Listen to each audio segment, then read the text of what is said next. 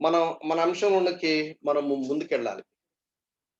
Essential doctrines of Christianity గురించి మనం study చేస్తున్నాం.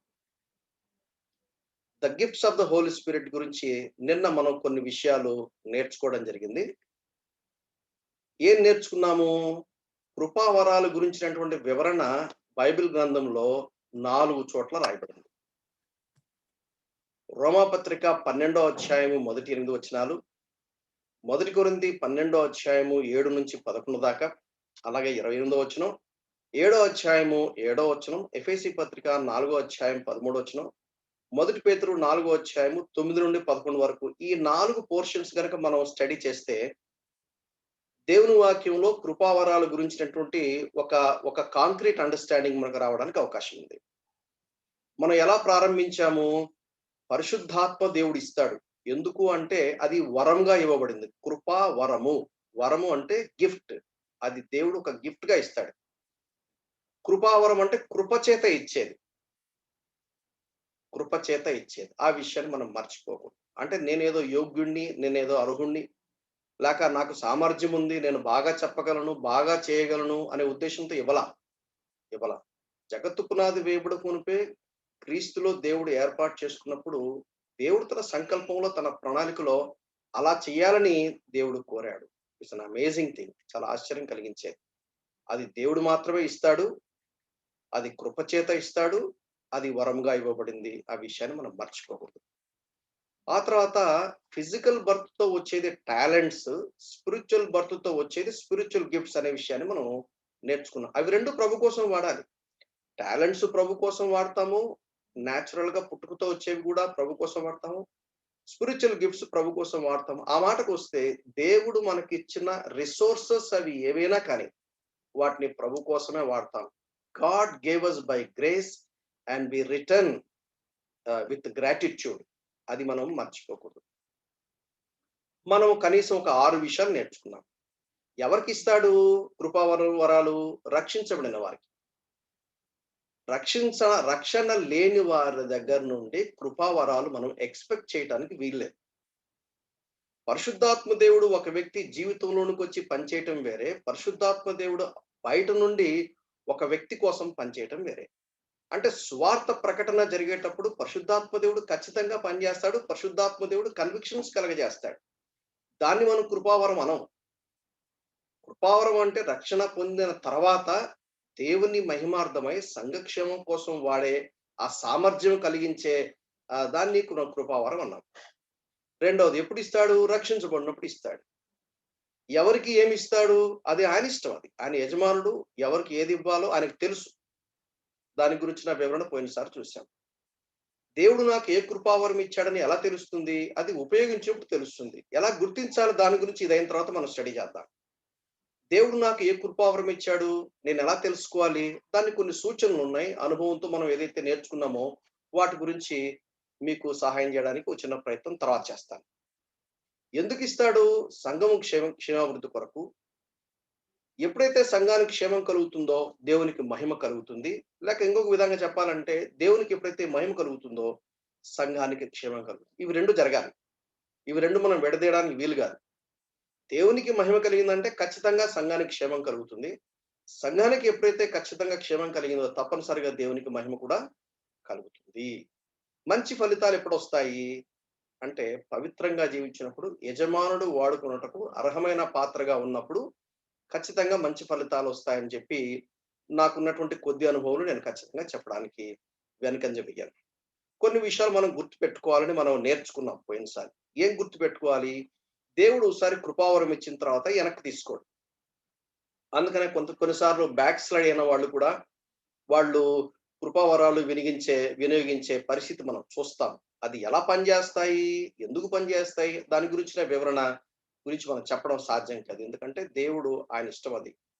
జనరల్ అబ్జర్వేషన్ ఏమిటి అంటే that is the general observation. దేవుడు ఒకసారి ఇచ్చిన తర్వాత వెనక్కి తీసుకోడని మనకున్న అనుభవాన్ని బట్టి గడిచిన దినాల్లో ఏదైతే చూసామో వాటిని బట్టి అలా చెప్పడానికి అవకాశం కలిగింది. తర్వాత మత్తయి సువార్త 7వ అధ్యాయము 21వ వచనం గనుక మనం చూసినట్టయితే కృపావరాల ఫలితములు పరిచారకుని ఆత్మీయతకు సూచన కాదు అనేది స్పష్టంగా చెప్పొచ్చు. ఎందుకంటే వాళ్ళన్నారు, నీ నామం పేట దయ్యాలు ఎలగొట్టలేదా, నీ నామం పేట ఇది చేయలేదా, అది చేయలేదా అంటే అప్పుడు యేసుప్రభు ఏమన్నాడు, అక్రమం చేయవారులారా నేను మిమ్మల్ని ఎరగను అని అన్నాడు. కాబట్టి కొన్నిసార్లు కనబడతాయి. ఏదో ఒక అద్భుత కార్యాలు జరిగింది, ఒక విచిత్రమైన కార్యం జరిగింది, ఒక మిరకిల్ జరిగింది కాబట్టి, అబ్బో! ఈయన చాలా అద్భుతమైనటువంటి సేవకుడు, అద్భుతమైనటువంటి విశ్వాసి అనుకోవడానికి వీలు లేదు. దానికి మరొక మనకు సపోర్టింగ్ వర్డ్స్ సంఖ్యాకాండం 20 అధ్యాయం 7-12 వరకు మోషే చరిత్ర మనం చూసాం. మోషే అద్భుతమైనటువంటి సేవకుడు. ఆయనతో మనం పోల్చడానికి కూడా వీలు కాదు. భూమి మీద ఉన్న సాత్వికుల్లో నంబర్ 1 ఎవరయ్యా అంటే మోషే అని చెప్పొచ్చు. జ్ఞానవంతుల్లో నంబర్ 1 ఎవరంటే సొలొమోన్ ఎలా చెప్తామో, సాత్వికుల్లో ఎవరు నంబర్ 1 ఈ భూమి మీద అంటే మోషేనే. అయినా సరే మోషే యొక్క చరిత్రలో మనం గమనించే ఒక విషయం ఏంటంటే, దేవుణ్ణి ఘనపరచకుండా, దేవుణ్ణి మహింపరచకుండా, దేవుణ్ణి గౌరవించకుండా ఆయన తన జీవితంలో ఒక గ్రేటెస్ట్ మిస్టేక్ చేశాడు. బట్ రిజల్ట్ మాత్రం, ఫలితం మాత్రం చూస్తే చాలా పాజిటివ్‌గా వచ్చింది. మాట్లాడమన్నాడు, కొట్టాడు. లెక్క ప్రకారంగా ఫలితం రాకూడదు. బట్ వచ్చింది. ఎందుకు వచ్చిందంటే తన ప్రజలకు దేవుడు అక్కర తీర్చాలి. ఆయన్ని వాడుకోవాలనుకున్నాడు. అందుకనే మోషే డిజోబే చేసినా కూడా, డిజానర్ చేసినా కూడా still God wanted to supply his people. So కాబట్టి పరిచర్య ఫలితములు పరిచారకుని ఆత్మీయకు సూచన కాదు. Not always. గుర్తుపెట్టుకోవాలి. కృపావరములు పోటీ పడడానికి కాదు. అది బహుశా కృపావరములు సమానం అని చెప్పేసి నేను ఖచ్చితంగా నమ్ముతున్నాను. కాబట్టి దాని గురించి, లేని వాటి గురించి చింత లేదు. దేవుడు ఏదైతే ఇచ్చాడో వాటిని ప్రభు కోసం వాడాలి అనేది విషయం చూశాం. స్వేచ్ఛగా వాడాలి కానీ బానిసత్వంతో వాడకూడదు. అక్కడ ఫోర్స్ గాని, అక్కడ ఎవరి కోసమో లేతే మొహమాటం కోసమో చేయటం అనేది అది కరెక్ట్ కాదు. సణుగుతూ, గొణుగుతూ, ప్రశ్నిస్తూ చేయటం కరెక్ట్ కాదు. అలాగే కమర్షియల్ గా వాటిని వాడడానికి వీలు లేదనే విషయాన్ని కూడా మనం పోయినసారి నేర్చుకున్నాం. ఇంకేం చూసాము? Gifts of the Holy Spirit అనేది ఇతరుల కోసం, ఇతరులకు క్షేమాభివృద్ధి కలగడానికి వాడడానికి. ఆత్మ ఫలం అనేది నా కోసం. ఇప్పుడు అంటే దాని అర్థం ఏంటంటే, ఓ ఓ ఓ సేవకుడు తన సేవ పరిచర్య ద్వారా, తనకున్నటువంటి కృపావరాల ద్వారా కొన్ని వందలు, కొన్ని వేల మంది రక్షించబడితే, మనముండి అబ్బో! ఎవరు ఇంత గొప్ప పరిచర్య చేయలేదు కాబట్టి ఈయనకే మార్కులు వస్తాయి అనుకోవడానికి వీల్లేదు. ఎందుకంటే యేసుక్రీస్తు వారి స్వారూప్యంలో ఒక వ్యక్తి ఎంత దగ్గరగా వస్తాడో, ఎంత క్లోజ్‌గా వస్తాడో, ఎంత క్లోజ్ ప్రాక్సిమిటీ లేతే how nearer to the image and virtues of God. యేసుక్రీస్తు వారి యొక్క క్వాలిటీస్‌కి, క్యారెక్టరిస్టిక్స్‌కి, ఆయన గుణగణాలకి ఎంత దగ్గరగా ఉంటారో దాన్ని బట్టి బహుశా ఉంటుందని చెప్పేసి నేను అభిప్రాయపడుతున్నాను. ఎందుకంటే 1 కొరింథీ 3వ అధ్యాయంలో మనం చూస్తాం. అగ్ని వచ్చి పరీక్షించినప్పుడు కర్ర, గడ్డి, కోయకాలు కాలిపోతాయి కానీ వెండి, బంగారం, వెలగల రాళ్ళు మాత్రం నిలబడతాయి. అగ్ని పరీక్షకు నిలబడతాయి. సో అక్కడ మనము అతిశయపడి, మనము గర్వపడి, మనము గొప్పలుగా ఈ భూమి మీద మనుషుల చేత మెప్పుకుంటే అది భూమి మీదకి వచ్చేస్తుంది. ధనవంతుని గురించి అన్నాడు కదా, నీకు భూమి మీద దొరికింది అన్నాడు. అందుకనే ప్రజలు మిమ్మల్ని మెచ్చుకున్నప్పుడు మీకు శ్రమ అన్నాడు. కాబట్టి మనం ఈ విషయంలో మనం గుర్తుపెట్టుకోవాలి. అందుకని కొన్నిసార్లు ఎవరన్నా మనల్ని కొంచెం పొగుడుతుంటే వద్దులే అన్నా, మరి ఎందుకు పొగుడుతారు, నాకు వచ్చేది ఎందుకు పోద్ది, మీరు నా కోసం ప్రార్థన చేయండి చాలని చెప్పేసి కొన్నిసార్లు మేము చెప్తా ఉంటాం. గృహ నిర్వాహకులము అనే విషయాన్ని మనం మర్చిపోకూడదు. ఈ gifts of the Holy Spirit గురించి స్టడీ చేసేటప్పుడు ఒక ప్రాముఖ్యమైనటువంటి విషయం మర్చిపోకూడదని చెప్పి నేను పనిగట్టుకుని ఇది పెట్టడం జరిగింది. ఏమిటంటే, human mind is a corrupted mind and human heart is a deceptible heart. అంటే రక్షణ పొందిన తర్వాత కూడా ఇది కరెక్ట్ అంటారా? ఎస్. ఎందుకంటే బైబిల్ గ్రంథంలో క్రీస్తు యేసు నందున్నవాడు నూతన సృష్టి, పాతవి గతించెను, ఇదిగో సమస్తము కొత్తవైనని రాయబడింది ఆ మాటలో. అక్కడ బైబిల్‌లో ఏమని రాయబడిందంటే న్యూ స్పిరిట్ ఇవ్వడం జరిగింది. అంటే old spirit was a dead spirit. అది రీజనరేటెడ్ అయినప్పుడు new spirit, that's a eternal spirit. Holy Spirit ఎప్పుడైతే మన హృదయంలో నివసించడం జరుగుతుందో ఆ డెడ్ స్పిరిట్ రివైవ్ అవుతుంది. That is something brand new. It is not repaired one. ఆ తర్వాత నీకు నూతన హృదయం ఇస్తానన్నాడు. నూతన హృదయం ఇస్తానన్నాడంటే దాని అర్థం ఏంటంటే, అక్కడ ఇర్మియా గ్రంథం 32వ అధ్యాయంలో సర్వసాధారణంగా యూత్ మీటింగ్స్ లో ఈ మాటలు ఎక్కువగా చెప్తా ఉంటారు. నేను రక్షించబడ్డాను, నేను మారుమనసు పొందాను, నేను తిరిగి జన్మించాను అని చెప్పేసి చాలా మంది అనుకుంటారు. కానీ మారు మనసుకు తగిన ఫలములు ఉన్నాయా లేవా అనేది మనం ఖచ్చితంగా ప్రశ్నించాలి. ఎస్పెషల్లీ బాప్టిజం తీసుకున్నప్పుడు ఈ వాటికి సంబంధించినటువంటి ప్రశ్నలు చాలా ఖచ్చితంగా వేయాలి. ఎందుకంటే డిసెప్టివ్ హార్ట్ అది ఆ హార్ట్ అన్నప్పుడు 2 విధాలుగా మనం ఆలోచించాలి. ఒకటేంటంటే central core of human being when we take a decision there it affects every part of our body. అందుకనే సామెతలు అంటాడు, నీ హృదయాన్ని జాగ్రత్తగా కాపాడుకో. ఎందుకంటే నువ్వు అక్కడ తీర్మానం చేస్తే it affects the whole parts of the body. ఆ హార్ట్ అది ఒకటి. రెండోది ఏంటంటే heart that belongs to the emotional department. ఉద్రేక భావాలు, భావోద్రేకాలు కలిగించే హార్ట్ వేరే. ఇక్కడ మనం central core of the human being గురించి మనం మాట్లాడుతున్నాం. This is a part of the personality, వ్యక్తిత్వానికి సంబంధించింది. సో ఆ నూతన హృదయం అంటే ఏ నూతన హృదయము? వాక్యము లిఖించబడ్డానికి, దేవుని యందు భయభక్తులు కలిగి ఉండడానికి. అది జెర్మియా చాప్టర్ 32లో ఆ మాటలన్నీ రాయబడ్డాయి. మళ్ళా నేను డైగ్రెస్ అయ్యి అటు నేను వెళ్ళిన వాడిని అవుతాను. కాబట్టి మీరు ఎప్పుడన్నా ఆ వాక్య భాగం తీసి మీరు చదవండి. ఇక్కడ ఆ మానవుని యొక్క పతనం అనేది, ఆ స్వభావం అనేది చచ్చిపోయేంత వరకు మనలో ఉంటుంది. అయితే నూతన స్వభావం మనలో వచ్చింది. నూతన స్వభావం మన జీవితంలో డామినేట్ చేయాలి. ఈ ఓల్డ్ నేచర్ ఎప్పుడైతే డామినేట్ చేస్తుందో మనం బ్యాక్ స్లైడ్ అవుతాం. నూతన స్వభావం ఎప్పుడైతే డామినేట్ చేస్తుందో మనం విక్టోరియస్ లైఫ్ మనం జీవించడం సాధ్యమవుతుంది. కనుక ఈ విషయాలు మనం గుర్తుపెట్టుకోవాలి. ఎందుకంటే కృపావరాలు వాడేటప్పుడు ఆ డిసెప్టివ్ హార్ట్ ఎక్కడ మోసం చేస్తుందో అని మనం ఎప్పుడూ జాగ్రత్తగా ఉండాలి. అలాగే ఈ కరప్టెడ్ మైండ్ అది క్రైస్ట్ లైక్ మైండ్ గా ట్రాన్స్ఫార్మ్ అవ్వాలి. ఈ క్రైస్ట్ లైక్ మైండ్ గా ట్రాన్స్ఫార్మ్ అవ్వకపోతే క్రైస్ట్ లైక్ థింకింగ్ అనేది మనలో రాదు. ఆ క్రైస్ట్ లైక్ హ్యూమిలిటీ అనేది మనలో రాదు. ఈ విషయాలు మనం చాలా జాగ్రత్తగా ఉండటము మంచిది. ఎందుకంటే డిప్రైవిటీ ఆఫ్ మ్యాన్, దీని గురించి డాక్ట్రిన్ అండ్ సిన్ గురించి నేర్చుకున్నప్పుడు ఇంకొంచెం ఎక్కువగా దాని గురించి మనం స్టడీ చేస్తాం. ఈ కృపావరాల గురించి మనం స్టడీ చేసేటప్పుడు 2 విషయాలు మనం గుర్తుపెట్టుకోవాలి. There are 2 kinds of schools of thought. ఒకటేమో కంటిన్యూయేషన్ మెథడ్, రెండోదేమో సెసెషన్.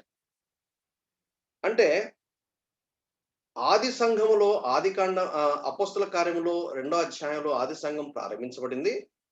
ఆ సంఘము ప్రారంభించబడి ఓల్డ్ టెస్ట్‌మెంట్ నుంచి న్యూ టెస్ట్‌మెంట్‌కి వాళ్ళు ట్రాన్సిషన్ పీరియడ్ లో ఉన్నారు. అది వరకు సంఘం అంటే యూదులు మాత్రమే అని అనుకున్నారు. కానీ సంఘములో యూదులు మాత్రమే కాదు, సంఘములో యూదులుంటారు, సమరయులుంటారు, అన్యులుంటారు. ఆ మాటకొస్తే ప్రభువైన యేసుక్రీస్తు నామముందు విశ్వాసముంచి యేసు రక్తంలో కడగబడి పాపక్షమాపణ అనుభవం కలిగిన ప్రతి వారు కూడా ఆ క్రీస్తు శరీరము అనే సంఘములో అంగముగా చేర్చబడతారు. దాని గురించిన వివరణ డాక్ట్రిన్ ఆన్ ద చర్చ్ గురించి వచ్చినప్పుడు బాగా మనం స్టడీ చేయడానికి మనం ప్రయత్నం చేస్తాం. సో కాబట్టి ఆ సంఘము ట్రాన్సిషన్ పీరియడ్ లో దేవుడు కొన్ని కృపావరాలు తన ప్రియమైన వారికి, తన శిష్యులకు, అపోస్తలులకు, ప్రవక్తలకు అందించాడు. సో కాబట్టి సంఘం ఒక్కసారి కట్టబడి న్యూ టెస్ట్‌మెంట్ కంప్లీట్ అంటే వాళ్లకు పాత నిబంధనే ఉంది. పాత నిబంధనతో పాటు అపోస్తలుల బోధ అన్నారు. ఈ అపోస్తలుల బోధ ఏదైతే చేశారో దాన్ని బ్లాక్ అండ్ వైట్ లో పెట్టి మన చేతికి అందించారు. అదేమో న్యూ టెస్ట్‌మెంట్ అంటే. పేతురు రాసిన ఉత్తరాలు, పౌలు రాసిన ఉత్తరాలు, యాకోబు రాసిన ఉత్తరాలు, యోహాను రాసిన ఉత్తరాలు, అలాగే యూదా రాసిన, లూకా రాసిన ఉత్తరాలు, మార్కు రాసిన ఉత్తరాలు ఏవైతే అవన్నీ ఆ దినాల్లో వాళ్ళు చదువుకున్నారు. అది వారికి దేవుని వాక్యం. ఆ దినాల్లో వాళ్ళు ఏ వాక్యాన్ని అయితే చదువుకున్నారో దాన్ని బ్లాక్ అండ్ వైట్ లో పెట్టి మనకిచ్చారు. ఎగ్జాక్ట్లీ అదే ట్రూత్. మనకేం కొత్త ట్రూత్ ఏం కాదు. God's truth does not change. దేవుని సత్యం మారదు. అయితే దేవుని సత్యం అనేది ప్రోగ్రెసివ్ రెవల్యూషన్ ఉంటుంది గనక అంచెలంచెలుగా దేవుడు తన సత్యాన్ని బయలుపరుస్తూ వచ్చాడు. సంఘాన్ని గురించిన వివరణ పాత నిబంధనలో భక్తులకు సరైన అవగాహన లేదు. అది మర్మంగా ఉంచాడు. యేసుక్రీస్తు మెస్సయ్యగా, యేసు మెస్సయ్యగా ఈ భూమి మీదకి వచ్చినప్పుడు ఆయన శిలువ గురించిన వివరణ యెషయా గ్రంథం 53లో స్పష్టంగా చెప్పబడ్డా కూడా యేసుక్రీస్తు వచ్చినప్పుడు ఇదిగో లోక పాపములు మోసుకొని పోవు దేవుని గొర్రెపిల్ల అని బాప్తిస్మిచ్చి యోహాను ఎంత ప్రకటించినా కూడా యేసును క్రీస్తుగా అంగీకరించలేకపోయారు. యేసును మెస్సయ్యగా అంగీకరించలేకపోయారు. నేను దేవుని కుమారుడు అన్నప్పుడు వాళ్ళు తట్టుకోలేకపోయారు. ఇది బ్లాస్ఫెమీ అని చెప్పి వాళ్ళు పనిగట్టుకొని అసూయ చేత ఆయన్ని సిలువేయించారు. కానీ వాళ్ళు దేవుడు ఏం చేశారంటే వాళ్ళకి ఒక ఒక అంధకార సంబంధమైన మనసు వాళ్ళకి కలిగినందున నీవు నేను ఆ సంఘంలో చేర్చబడ్డాం. అదొక మర్మం. అదొక మర్మం. సో కాబట్టి ఆ సంఘము కట్టే ప్రారంభంలో న్యూ టెస్ట్‌మెంట్ కంప్లీట్ అయ్యేంత మటుకు లేదా last disciple apostle John AD 95 or 96 ఆ ప్రాంతం వరకు ఏవైతే gifts of the Holy Spirit ఉన్నాయో వాటిని సైన్ గిఫ్ట్స్ అంటారు. ఆ సైన్ గిఫ్ట్స్ ఆగిపోయినవి అనేది ఒక స్కూల్ ఆఫ్ థాట్. లేదు అవి అలాగే కంటిన్యూ అయినాయి అనేది మరొక స్కూల్ ఆఫ్ థాట్. కానీ నా కన్విక్షన్, నా అండర్‌స్టాండింగ్ దాదాపు ఒక 35+ ఇయర్స్ నుంచి నేను ప్రభు సేవ చేస్తా ఉన్నాను. నాకు అర్థమైంది ఏందంటే సెసేషన్ ఈజ్ రైట్. అంటే అర్థమైందంటే సైన్ గిఫ్ట్స్ వేరే. దాని గురించి ఇంకొంచెం మనం ముందు నేను పోయినసారి చెప్పాను. మరలా ఇంకొకసారి ఇంకొంచెం వివరణ ఇస్తే మీకు బాగా అర్థమవుతున్న ఉద్దేశంతో ఈ మాటలు మరలా నేను రిపీట్ చేయడం జరిగింది. Cessationism is the belief that the miraculous gifts of the Spirit ceased with the completion of the canon of Scripture in the New Testament or at the end of the first century when the last of the original apostles died. దాని గురించిన వివరణ మీకు చెప్పడం జరిగింది. మీకు అర్థమైంది అనుకుంటాను. ఇంకొకసారి చెప్పాలంటే ఏం చెప్పొచ్చు అంటే అపోస్తలులు అంటే ఒరిజినల్ అపోస్తల్స్ ఆ 12 మంది. 12 మందిలో ఒక ఆయన ఉరి పోసుకొని చనిపోయాడు. యేసుక్రీస్తును బిట్రే చేశాడు, అప్పగించాడు. ఆ స్థానంలో అపోస్తలుడైన పౌలు వచ్చాడని చెప్పేసి బైబిల్ పండితులు అందరూ చెప్తారు. We will understand that. దాని గురించిన పెద్ద డిస్కషన్ ఇప్పుడు అక్కర్లేదు. సో ఆ 12 మందిలో అపోస్తలుడైన యోహాను ఒక్కడే నార్మల్ డెత్. మిగిలిన వాళ్ళందరూ హతసాక్షులయ్యారు. ఆయన బహుశా AD 95, 96 ఆ ప్రాంతంలో ఆయన మరణించి ఉండొచ్చు అని చెప్పేసి చరిత్రకారులు చెప్తారు. అంత మటుకు లేదా ప్రకటన సీల్ కంప్లీట్ అయ్యి ఒక అక్షరం కలపడానికి వీలు లేదు, ఒక అక్షరం తీయటానికి వీలు లేదు. The body of the total truth concerning God is already revealed in the scripture. Extra biblical revelation లేదు అని నమ్మే వాళ్ళలో నేనున్నా. దాని గురించినటువంటి వివరణ doctrine on the Bible bibliology గురించి మీకు చాలా వివరంగా చెప్పడం జరిగింది. ఆ వీడియో కూడా ఉంది. మీరు చూస్తే ఇంకా మీకు బాగా అర్థం చేసుకుంటారు. Gifts of the Holy Spirit గురించి చెప్పినప్పుడు ప్రథమంగా చెప్పాలంటే 2 విధాలుగా చెప్పొచ్చు. Verbal gifts and non verbal gifts. మరొక కోణంలో చెప్పాలంటే temporal gifts and operational gifts. Temporal gifts అంటే ఎప్పటి వరకు సంఘము ప్రారంభించబడి క్రీస్తు శకము 95, 96 లేక new testament last book of the new testament conclude అయ్యేంత మటుకు అప్పుడు జరిగినటువంటి మిరకులస్ గిఫ్ట్స్ అన్ని కూడా సైన్ గిఫ్ట్స్ అన్నాం. ఎందుకని సైన్ గిఫ్ట్స్ అన్నాము? యేసుక్రీస్తు మెస్సయ్య అవునా కాదా అంటానికి యేసుక్రీస్తు వారు చేసిన క్రియలు. అందుకని యేసుప్రభు అన్నారు, నేను చేసిన క్రియలను బట్టేనా నమ్మండి, నేను దేవుని కుమారుడు, నేను యోహాను సువార్త 10వ అధ్యాయం అన్నాడా లేదా? అవి సైన్ గిఫ్ట్స్. ఇప్పుడు అక్కర్లేదు. ఎందుకంటే యేసుక్రీస్తు వారు ఏమైతే అప్పుడు చెప్పాడో అవన్నీ రాశారు. అపోస్తలుడు నిలబడి వాళ్ళు దేవుని ఆత్మ చేత అభిషేకించబడి దేవుని సత్యాలు బోధిస్తున్నారని చెప్పడానికి వాళ్ళు చెప్పిన దానికి అథెంటికేషన్ ఎక్కడ కావాలి? క్రియలు కావాల్సి వచ్చింది. అంటే వాళ్ళు సామాన్యంగా మానవులు చేయగలిగిన క్రియల కంటే అతీతమైన క్రియలు చేశారు. వాళ్ళు చేసిన క్రియలను బట్టి చూసిన వాళ్ళు ఏమన్నారంటే, ఇది మానవులు చేయలేరు, దీని వెనక దేవుని హస్తం ఉంది, ఇది ఖచ్చితంగా దేవుని కార్యము, ఇది దేవుడే ఇన్ని పంపించాడు, ఇది దేవుని సత్యం వినాలి అని చెప్పేసి వాళ్ళు రిసీవ్ చేసుకున్నారు. కార్యం జరిగింది. ఇప్పుడు ట్రూత్ ఆల్రెడీ దేవుడు వాక్యంలో చెప్పాడు కాబట్టి లేదు అనేది టెంపరల్ గిఫ్ట్స్, సైన్ గిఫ్ట్స్. రెండోది ఏంటంటే అవి కాకుండా సంఘము క్షేమాభివృద్ధి పొందడానికి సంఘములో ఉన్నటువంటి విశ్వాసులందరికీ దేవుడు ఇచ్చాడు. వాటిని సర్వీస్ గిఫ్ట్స్ అయినా అనవచ్చు, లేక స్పీకింగ్ గిఫ్ట్స్ అవ్వచ్చు, లేకపోతే వర్బల్ ఆర్ నాన్ వర్బల్ అది ఏదైనా అవ్వచ్చు. మనం పోయినసారి చూసాము సైన్ గిఫ్ట్స్. యోహాను సువార్త 3:2. నికోదేము యేసుక్రీస్తును అంగీకరించడానికి కారణం ఏంటంటే యేసుక్రీస్తు వారు చేసిన క్రియలు. దేవుడు నీకు తోడుగా లేకపోతే నువ్వు చేయలేవు. అది సైన్ గిఫ్ట్స్. అదే మాట యోహాను 20:30 అంటాడు. రోమపత్రిక 15:18 అపోస్తలుల గురించి రాయబడింది. అలాగే 2 కొరింథీ 12:12 కూడా అపోస్తలుల గురించి రాయబడింది. హెబ్రీ 2:4 అటు అపోస్తలులు యేసుక్రీస్తు వారిద్దరిని గురించినటువంటి వివరణ అక్కడ రాయబడింది. సో వాటిని సైన్ గిఫ్ట్స్ అన్నాము. అది లేదు అని నేను నమ్ముతున్నాను. అది మీరు దాని గురించి బాగా వివరణ మీరు జాగ్రత్తగా విని మీరు కూడా సరైన తీర్మానం చేయాలని నేను కోరుతున్నాను. ఏంటి సైన్ గిఫ్ట్స్ అంటే? Sign gifts were given primarily to validate the authority of the Saviour and his apostles prior to the writing of the New Testament. ఇప్పుడు ఆ మిరకులస్ గిఫ్ట్స్ ఎందుకు నాకు అక్కర్లేదంటే నేను చెప్పేది కరెక్టా కాదా అని చెప్పేస్తే బైబిల్లోంచి కంపేర్ చేసి చూడాలి. బైబిల్‌లో లేని సత్యాలు నేను ఎక్స్‌ట్రా బిబ్లికల్ రివెలేషన్ దేవుడు నాకు కొత్తగా ఇచ్చాడు, మీరు నమ్మండి అని నేను చెప్పడానికి వీల్లేదు. ఎవరైనా కావచ్చు. Any person on the face of the earth చెప్పిన తర్వాత యెహోవా ఇలాగు సెలవిచ్చుచున్నాడు అని పాత నిబంధన ప్రవక్తలు చెప్పినప్పుడు దానికి అథెంటికేషన్ ఏమిటి అంటే దాని ప్రూఫ్ క్రియలు కనపడాలి. ఆ ప్రొఫెసీ నెరవేర్చబడాలి. నెరవేర్చబడకపోతే ప్రాఫిట్ కాదు. Afterwards this miraculous proofs were no longer needed for the scriptures themselves reveal the truth from the false.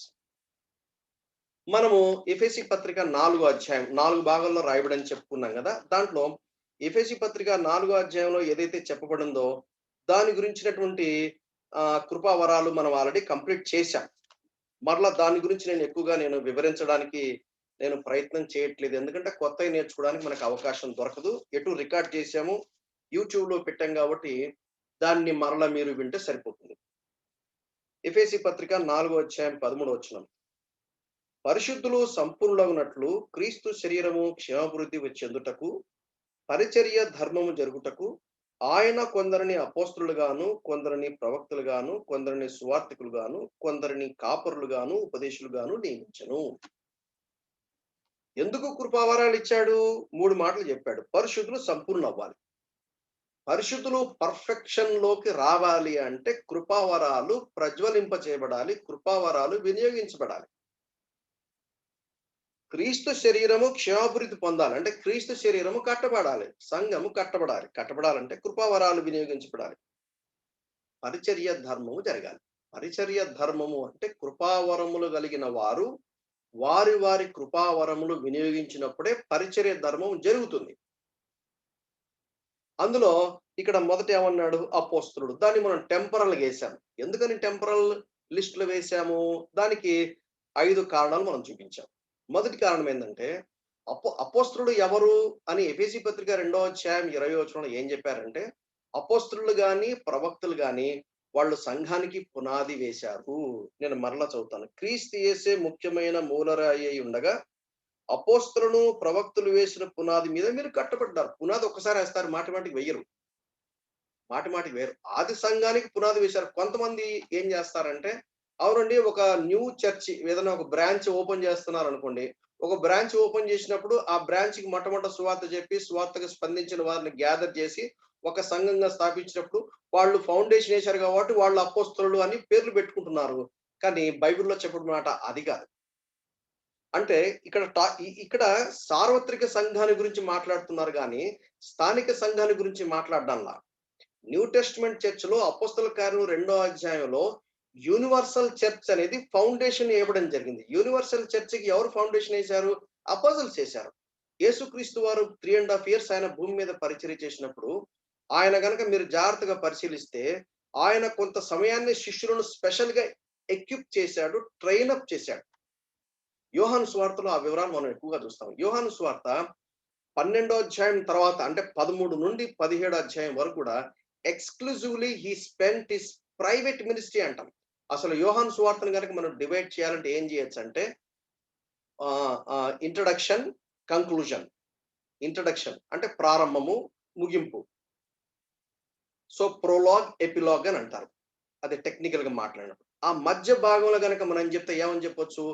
Public ministry, private ministry, passion week. లాస్ట్‌లో చెప్పినటువంటి ప్యాషన్ వీక్. ప్యాషన్ వీక్ అంటే లాస్ట్ 1 వీక్ మత్తయి గాని, mark గాని, లూకా గాని, యోహాన్ గాని వాళ్ళు ఏం చేశారంటే లాస్ట్ 1 వీక్‌లో ఏమైతే జరిగిందో ఎక్కువ అధ్యాయాలు కేటాయించారు. దాదాపు 50% 60, 70% వరకు లాస్ట్ వీక్ జరిగిందని కేటాయించారు. యేసుక్రీస్తు ఎందుకని 12 మందిలో ఎందుకంత కేటాయించాయంటే ఆయన వెళ్ళిపోతే ఏమన్నా అంటే ఇదిగో నేను మీకు అప్పగిస్తున్నాను. మీరు దాన్ని అదే కదా యోహాను సువార్త 21 అధ్యాయంలో సీమోను కుమారుడైన పేతురు నువ్వు నన్ను ప్రేమిస్తున్నావా? నువ్వు నన్ను ప్రేమిస్తున్నావా? 3 సార్లు అడిగాడు. మొదటిసారి అడిగినప్పుడేమో అగాపే అన్నాడు. నువ్వు నన్ను ప్రేమిస్తున్నావు అంటే అగాపే ప్రేమతో ప్రేమిస్తున్నావు అంటే పేతురు నీకు తెలుసు కదా ప్రభువా నేను నిన్ను ప్రేమిస్తున్నాను అంటాడు. అక్కడ రిప్లై ఇచ్చినప్పుడు అగాపే అని చెప్పడు, ఫిలియో అంటాడు. అంటే దానికంటే లెస్సర్ లవ్. మళ్ళా సెకండ్ టైం చెప్పినప్పుడు థర్డ్ టైం చెప్పినప్పుడు యేసుప్రభు ఏమన్నాడంటే అట్లీస్ట్ ఫిలియో లవ్‌తోన నన్ను ప్రేమిస్తున్నావు అంటే ప్రభువా నీకే తెలుసు నువ్వు ప్రభువు కదా అని అన్నాడు. సో అక్కడ చివరికి ఏం చెప్తున్నాడు శిష్యులకి దేవుడు ఏదైతే శిష్యులకు అప్పగించాడో వాళ్ళు నెరవేర్చారు. దాన్ని ఫౌండేషన్ వేశారు. అది అపోస్తలులు ఇప్పుడు లేదు. అలాగే 2 పేతురు మొదటి అధ్యాయం 20, 21లో వాళ్ళు లేఖనాలు రాశారు వాళ్ళు. లేఖనాలు రాశారు. ఇప్పుడు లేఖనాలు అది సీల్ చేయబడింది. కొత్తగా రాయటానికి వీల్లేదు. అలాగే మూడోది సూచక క్రియలు, మహత్కార్యాలు సూపర్ న్యాచురల్ వేలో అది అపోస్తలుడుగా దేవుని పక్షంగా చెప్పాడు అనే ప్రూఫ్ కోసం చెప్పబడ్డాయి. అది ఇప్పుడు లేవు. ఇంకా కొంచెం దాని గురించి వివరణ మనం స్టడీ చేస్తే మనకు బాగా అర్థమవుతుంది. తర్వాత అపోస్తల కార్యములు మొదటి అధ్యాయంలో యేసుక్రీస్తు వారి పునరుద్ధానంలో సాక్షి ఉండాలి. అందులో అపోస్తలుడైన పౌలు ఒక్కడే మినహాయింపు. ఎందుకంటే ఆయన దమస్కు పోయే మార్గంలో యేసుక్రీస్తు వానికి డైరెక్ట్ గా దర్శనం ఇచ్చినట్టుగా మనం చూస్తాం. దాని గురించిన వివరణ చూస్తాం. అదే అపోస్తలుడైన అదే. అయితే లిటరల్ సెన్స్ లో కాకుండా అపోస్తలుడు అంటే పంపబడిన వారు అనే దృక్పథంతో రాయటానికి మార్జిన్ ఉంది. ఎందుకంటే అపోస్తలుడైన పౌలే రోమా పత్రిక 16వ అధ్యాయం 7వ వచనంలో ఆ మాట ప్రస్తావించాడు. అలాగే 2 కొరింథీ 8వ అధ్యాయంలో 23వ వచనంలో తన జత పన్ని వారిని పంపిస్తున్నప్పుడు వీళ్ళెవరు అనుకున్నావు అని చెప్పాడు. అక్కడ అపోస్తలులు అంటే they are not first hand apostles as a title, but it is as a meaning. పంపుతున్నాము అనే పదానికి బదులుగా వ్రాయబడినటువంటి పదం. రెండవది ప్రవక్తల గురించి కూడా మనం పోయినసారి మనం చూసాం. ప్రవక్త అని జనరల్ సెన్స్ లో ఎవరిని అంటాము? దేవుని పక్షంగా మనుషుల దగ్గరికి వెళ్ళేవాడిని ప్రవక్త అంటాము. ప్రజల పక్షంగా దేవుని దగ్గరికి వెళ్ళేవాడిని యాజకుడు అంటాం. ఆ సెన్స్ లో మాట్లాడితే మాట్లాడుకోవచ్చు, నాట్ అన్ ఇష్యూ. బట్ ప్రవక్త ఏం చేస్తాడు? సెకండ్ సెన్స్ లో యెహోవా ఇలాగూ సెలవిచ్చుచున్నాడు, లేక దేవుని వాక్యం ఇలా చెప్తుంది అని చెప్పి నూతనమైన సంగతులు, భవిష్యత్తుకు సంబంధించిన సంగతులు, దేవుని యొక్క మర్మముతో కూడిన సంగతులు ఏవైతే ప్రకటిస్తాడో అవి ఇప్పుడు లేవు. ఎందుకంటే ఆల్రెడీ బైబిల్లో అవన్నీ ఉన్నాయి. అటువంటి ప్రవక్తలు లేరు. ఆ తర్వాత మనం ఏం చూసాము? వాళ్ళు ఆది సంఘానికి లేక యూనివర్సల్ చర్చ్ కి ఫౌండేషన్ వేశారు. ఇప్పుడు మనం ఫౌండేషన్ వేయాల్సిన పని లేదు. ఆల్రెడీ యూనివర్సల్ చర్చ్ స్టార్ట్ అయింది. సంఘం యాడ్ అవుతూ పోయింది. అపోస్తల కార్యంలో ఆ మాటలు మనం చూస్తాం. సంఘంలో చేర్చబడ్డారు. They were added into the church. తర్వాత ఈ ప్రవక్తల గురించినటువంటి పరిచర్యలో కూడా ఒక టెస్ట్ ఉంది. ఏమిటి టెస్ట్? 1 కొరింథీ 14:37 మనం పోయినసారి చదివాము. వాళ్ళు ప్రవచించిన తర్వాత అది కరెక్టా కాదా అని ఏం చేయాలంటే group of people of God they have to confirm it. కాబట్టి న్యూ టెస్ట్మెంట్ కంప్లీట్ అయిన తర్వాత there is no more gift of the Holy Spirit concerning prophets అని మనం పోయినసారి చెప్పుకున్నాం. ఆ తర్వాత ఇది కూడా మనం మాట్లాడుకున్నాం. మూడవది ఎవాంజలిస్టులు అంటే ఏంటి? ఇదొక కృపావరము. ఈ ఎవాంజలిస్ట్ అనే కృపావరము it is a full time ministry. ఈ సందర్భంలో మనం ఏం చెప్పుకున్నామంటే రక్షణ పొందిన ప్రతి విశ్వాసి ఖచ్చితంగా సువార్త ప్రకటించాల్సిందే. నాకు సువార్త ప్రకటించే వరము లేదండి అని ఎవరు అనటానికి వీల్లేదు. రక్షణ పొందిన ప్రతి విశ్వాసులు 2 పనులు ఖచ్చితంగా చేయాలి. మొదటి ఏంటంటే వాళ్ళు విట్నెసెస్, దే ఆర్ ది సాక్షులు. అపోస్తల కార్యంలో పరిశుద్ధాత్మ మీ మీదకి వచ్చినప్పుడు, లేక పరిశుద్ధాత్మ మీ లోనికి వచ్చినప్పుడు, లేక పరిశుద్ధాత్మ మిమ్మల్ని నడిపించినప్పుడు, మిమ్మల్ని ప్రేరేపించినప్పుడు, పరిశుద్ధాత్మ మీ ద్వారా పని చేసినప్పుడు మీరు శక్తి నొందెదరు. డ్యూనమోస్ అని రాయబడింది. అంటే positive sense and negative sense 2 విధాలుగా వాడచ్చు. Dynamite and dynamo. Dynamo breaks the rocks. Dynamo it will generate energy. Dynamite it breaks the stones. కొండలు పగలగొట్టడానికి, రాళ్ళు పడగొట్టడానికి వాడతారు. ఈ పదాలు అక్కడి నుంచి వచ్చింది, గ్రీక్ పదం. సో పరిశుద్ధాత్మ దేవుడు ఒక సామర్థ్యాన్ని ఇస్తాడు. ఏ సామర్థ్యాన్ని ఇస్తాడు? జీవుల దేవుణ్ణి చూడటానికి, యేసుక్రీస్తు వారిని ఎరగటానికి, యేసుక్రీస్తు వారిని పరిచయం చేస్తాడు. యేసుక్రీస్తు వారిని నువ్వు ఏవైతే చూసావో దాన్ని చెప్పాలి. విట్నెసెస్ అంటే అర్థం ఏంటంటే ఐ విట్నెసెస్ అని అర్థం. నేను ఇలా అనుకున్నాను అంటే జడ్జి గారు ఒప్పుకోరు. ఇట్ ఈస్ యాక్చువల్లీ కోర్టులో వాడే పదం అది. జ్యుడిషియల్ వర్డ్ అది. Judicial word. మార్టైర్ అంటే మార్టైర్స్ అనే పదం అక్కడి నుంచి వచ్చింది. మార్టూరియో అని రకరకాల గ్రీక్ ఫార్మ్స్ ఉన్నాయి అందులో. సో కాబట్టి రక్షణ పొందిన ప్రతి విశ్వాసి క్రీస్తుకు సాక్షిగా ఉండాలి. అంటే స్వార్థ ప్రకటించాలి. యేసు ప్రభువు నేను చూశానండి, ఆయన తప్ప వేరే దేవుడు లేడండి, ఆయనే నిజమైన దేవుడు, మానవ అవతారంలో వచ్చాడు, శిలువలో నా కోసం బలి అయ్యాడు, నేను అందుకంటే హృదయ శుద్ధి గలవారు ధనులు వారు దేవుని చూచెదరు. దేవుణ్ణి ఎలా చూస్తాం? వాక్యం చూస్తాం. 5:29లో రాయబడింది కదా, మీరు లేఖనాన్ని పరిశోధిస్తున్నారు, ఆ లేఖనాలే నన్ను మీకు తెలియపరుస్తున్నాయి. So the word of God reveals Christ to us. The ministry of the Holy Spirit is to reveal Christ through the scripture. So యేసుక్రీస్తుని మనం ఏదైతే చూసామో ఇదిగో ఈయన మెస్సయ్య కాదా అని సమరయ స్త్రీ చెప్పిందా లేదా? That is witness. నేను చేసినవన్నయు నాతో చెప్పిన ఈయన క్రీస్తు కాదా? యేసుప్రభువుని చూసింది చెప్పింది. That is witness. ప్రతి విశ్వాసి ఖచ్చితంగా చేయాలి. అందుకనే ఓ వ్యక్తి రక్షించబడ్డాడా లేదా అని చెప్పడానికి ఒక రుజువు ఏమిటి అంటే సాక్ష్యం చెప్పాలి. అందుకనే బాప్టిజం ఇయ్యకు మేము అడుగుతాం. నువ్వు ఎవరికైనా సాక్ష్యం చెప్పావా? మీ ఫ్రెండ్స్‌కి గాని, మీ క్లాస్‌మేట్స్ గాని, మీ కలీగ్స్ గాని, మీ సుపీరియర్స్ గాని, మీ సబార్డినేట్స్ గాని, యేసు ప్రభువు నన్ను దర్శించాడు. ఆయన నా పాపములు క్షమించాడు. ఆయన నా జీవితాన్ని మార్చాడు. నాకొక విశ్వాసం ఉంది. ఆ విశ్వాసం మాత్రం నిరీక్షణ కూడా ఉంది నాకు. ఏమిటా నిరీక్షణ? అదుగో నేను చనిపోతే నా ప్రభు దగ్గరికెళ్తానని నాకు నిరీక్షణ ఉంది. నాకు నా లైఫ్ గురించిన ఒక పర్పస్ నాకు అర్థమైంది. నా లైఫ్ యొక్క మీనింగ్ ఏంటో నాకు అర్థమైంది. నేను ఆ పందాలో నా దేవుడు నన్ను నడిపిస్తున్నాడు. నేను ఆ దేవుని కోసం నేను బతుకుతాను అని చెప్పేసి సాక్ష్యం చెప్తారు వాళ్ళు. రెండోదేంటంటే మార్కు సువార్త 16వ అధ్యాయంలో 15వ వచనంలో మనం చూస్తాం. ఏమని చూస్తాం అక్కడ? మీరు సర్వలోకానికెళ్ళి సర్వ సృష్టికి సువార్త ప్రకటించండి. అంటే అర్థం ఏందంటే, ఈ సూర్యుడు చుట్టూ భూమి ఏ విధంగా తిరిగిందో భూమి అంతా తిరిగి రమ్మని దాని అర్థం కాదక్కడ. మీరు సర్వలోకానికి వెళ్ళి అంటే అర్థం ఏంటంటే, దేవుడు ఒక్కొక్కరికి ఒక్కొక్క లోకం ఉంటది. నువ్వు ఒక ఉద్యోగం చేస్తున్నావు. నీకొక బౌండరీస్ ఉన్నాయి. నీకొక సర్కిల్ ఉంది. ఆ సర్కిల్ మీ ఫ్రెండ్సే కావచ్చు, మీ బంధువులే కావచ్చు, నీ ఇరుగు పొరుగు వారే కావచ్చు. ఎవరెవరైతే నీకు కాంటాక్ట్‌లో వస్తారో, మేము హగా ఇన్‌స్టిట్యూట్‌లో దీని గురించిన వివరణ ఇంకా బాగా చెప్తాం. ఏం చెప్తామంటే నీకు పాలు పోసేవాడు, నువ్వు ఎవరి దగ్గర మటన్ తెచ్చుకుంటావో, నీకు బట్టలు ఉతికే చాకలోడు కావచ్చు, లేక నీకు పెరుగు పోసేవాడు కావచ్చు, లేక నీకు కూరగాయలు సప్లై చేసేవాడు కావచ్చు, లేక మీ ఇంట్లో పనిచేసే పని మనిషి కావచ్చు. నీకు ఎవరెవరైతే నీ నైబర్స్ కావచ్చు, ఎవరెవరైతే కాంటాక్ట్‌లోకి వస్తారో, ఎవరెవరి రిలేషన్‌షిప్ ఉన్నాయో, ఇంకొక మాటలో చెప్పాలంటే, నీ మొబైల్‌లో ఎవరెవరి ఫోన్ నంబర్‌లు ఉన్నాయో, వారి రక్తాపరాధము నీ నెత్తి మీద ఉంది. కాబట్టి వారికి నువ్వు సువార్త చెప్పాల్సిన బాధ్యత. రక్షణ పొందిన ప్రతి వారు పరిశుద్ధాత్మ దేవుడు హృదయంలో నివసిస్తున్నాడు. ఆ పరిశుద్ధాత్మ దేవుడు యేసుక్రీస్తును బయలుపరుస్తాడు. ఆ పరిశుద్ధాత్మ దేవుడు సువార్త ప్రకటించడానికి, క్రీస్తును ప్రకటించడానికి ఖచ్చితంగా నిన్ను ప్రేరేపిస్తాడు. కాబట్టి ప్రతి విశ్వాసి సువార్త ప్రకటించాల్సిందే. అయితే ఇక్కడ రాయబడిన ఎఫెసీ పత్రిక 4వ అధ్యాయం 13వ వచనంలో రాయబడినటువంటి ఎవెంజలిస్ట్ అంటే they are specially gifted people. ప్రతి సంఘంలో కనీసం ఒకరు లేక ఇద్దరు ఉండాలి. వీళ్ళేంటంటే ఉదయం నిద్ర లేచిన దగ్గర నుంచి పడుకునేంత వరకు కూడా వాళ్ళ ఆరాటం మంట కొడుతుంటది వాళ్ళు. వాళ్ళు సువార్త చెప్పకుండా నిద్రపోలేరు. వారు సువార్త పత్రిక అందించకుండా నిద్రపోలేరు. వాళ్ళు cut any part of the body, it cries about Christ. యేసుక్రీస్తు నేను ఆయన్ని ప్రకటించాలి. అయ్యో సువార్త ప్రకటించుకుంటే నాకు శ్రమ అని అంటారు పౌలు చెప్పినట్టుగా. వాళ్ళ ఎవాంజలిస్ట్. వాళ్ళు సువార్త ప్రకటించడం కాకుండా ఇతరులు సువార్త ప్రకటించడానికి సువార్థికులను ట్రైన్ అప్ చేస్తారు. ఇతరులు సువార్త ప్రకటించడానికి ఇతరులను ఎంకరేజ్ చేస్తారు, ప్రోత్సాహపరుస్తారు. That is the ministry of the evangelist. Supernatural ability to point sinners to Christ and to burden Christians about soul winning. If you are an evangelist, praise the Lord. Brother assemblies లో వాళ్ళు ఏం చేస్తారంటే, వాళ్ళు సంఘ కాపరిని కూడా evangelist అని పిలుస్తారు. వాళ్ళు సంఘ కాపరిని పిలువబడడానికి భయపడతారు వాళ్ళు. ఎవాంజలిస్ట్ ఎందుకంటే సువార్త ప్రకటన అనేది ప్రతి విశ్వాస యొక్క బాధ్యత. ఎస్పెషల్లీ సంఘ నాయకుల యొక్క ప్రాథమికమైనటువంటి బాధ్యత.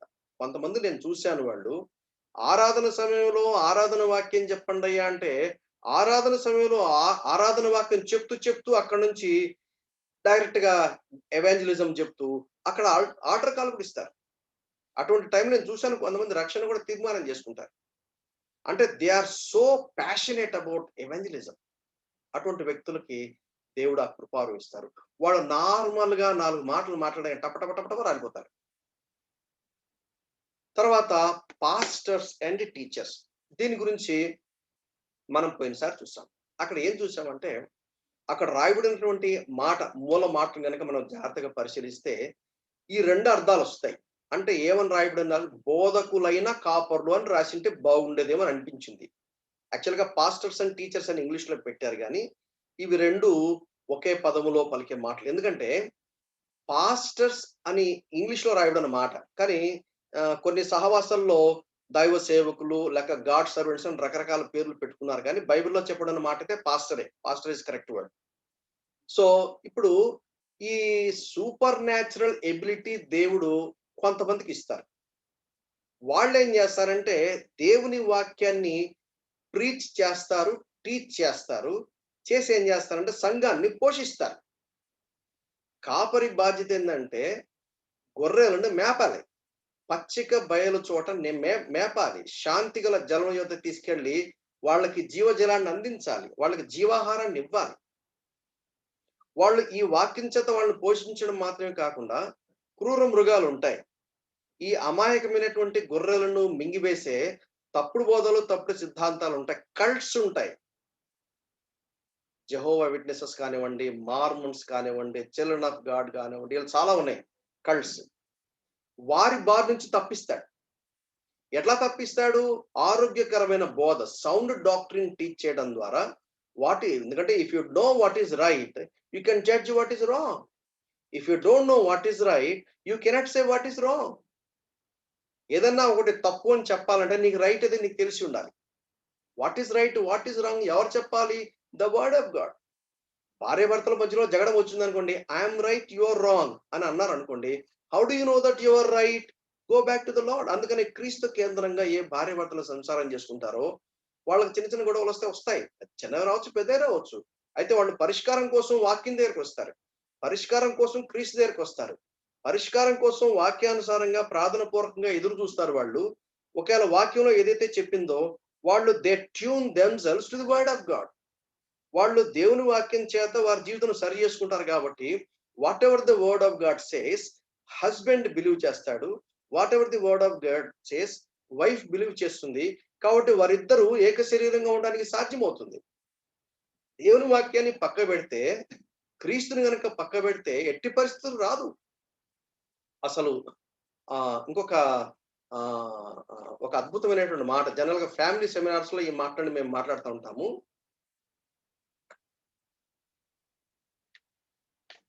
అయితే నాకు జ్ఞాపకం వచ్చింది కనుక నేను ఆ మాట చెప్తున్నాను. అసలు ఎందుకు సర్వసాధారణ మేము ఏం చేస్తామంటే ఫ్యామిలీ సెమినార్లో హగా ఇన్స్టిట్యూట్ లో ఎక్కువగా టీచ్ చేస్తా ఉంటాం. నాకు ఫ్యామిలీ నాకు ఇస్తారు. ఎందుకంటే వయసు కొంచెం ఎక్కువ ఉంది కాబట్టి అనుభవంతో చాలా మందికి ఉపయోగకరంగా ఉంటుందని చెప్పి నన్ను అదే ఎక్కువ ఇచ్చేవాళ్ళు. నేను ఎలా స్టార్ట్ చేసేవానంటే why a Christian should marry, ఆ ప్రశ్నతో స్టార్ట్ చేసేవాడిని. ఒక్కొక్కరు ఒక్కొక్క సలహా ఇచ్చేవాడు. దాన్ని okay, how do you support with the scripture? నువ్వు అంటున్నావు ఫలానా సమాధానం చెప్తున్నావు కదా, నీకు ఎలా తెలుసు? How do you know? How do you know? దుష్టుల ఆలోచన చొప్పున నడవక అని బైబిల్లో సామ్ నంబర్ 1లో క్లియర్గా ఉంది. అయితే దేవుని వాక్యాన్ని దివారాత్రం ధ్యానిస్తున్నప్పుడు వాక్యంలో నుంచి నీకు కౌన్సిల్ రావాలి. వాక్యంలో నుంచి నీకు కమాండ్ రావాలి. వాక్యం నుంచి నీకు డైరెక్షన్ రావాలి. అప్పుడు ఆ చొప్పున నీ జీవితాన్ని కట్టుకోవాలి.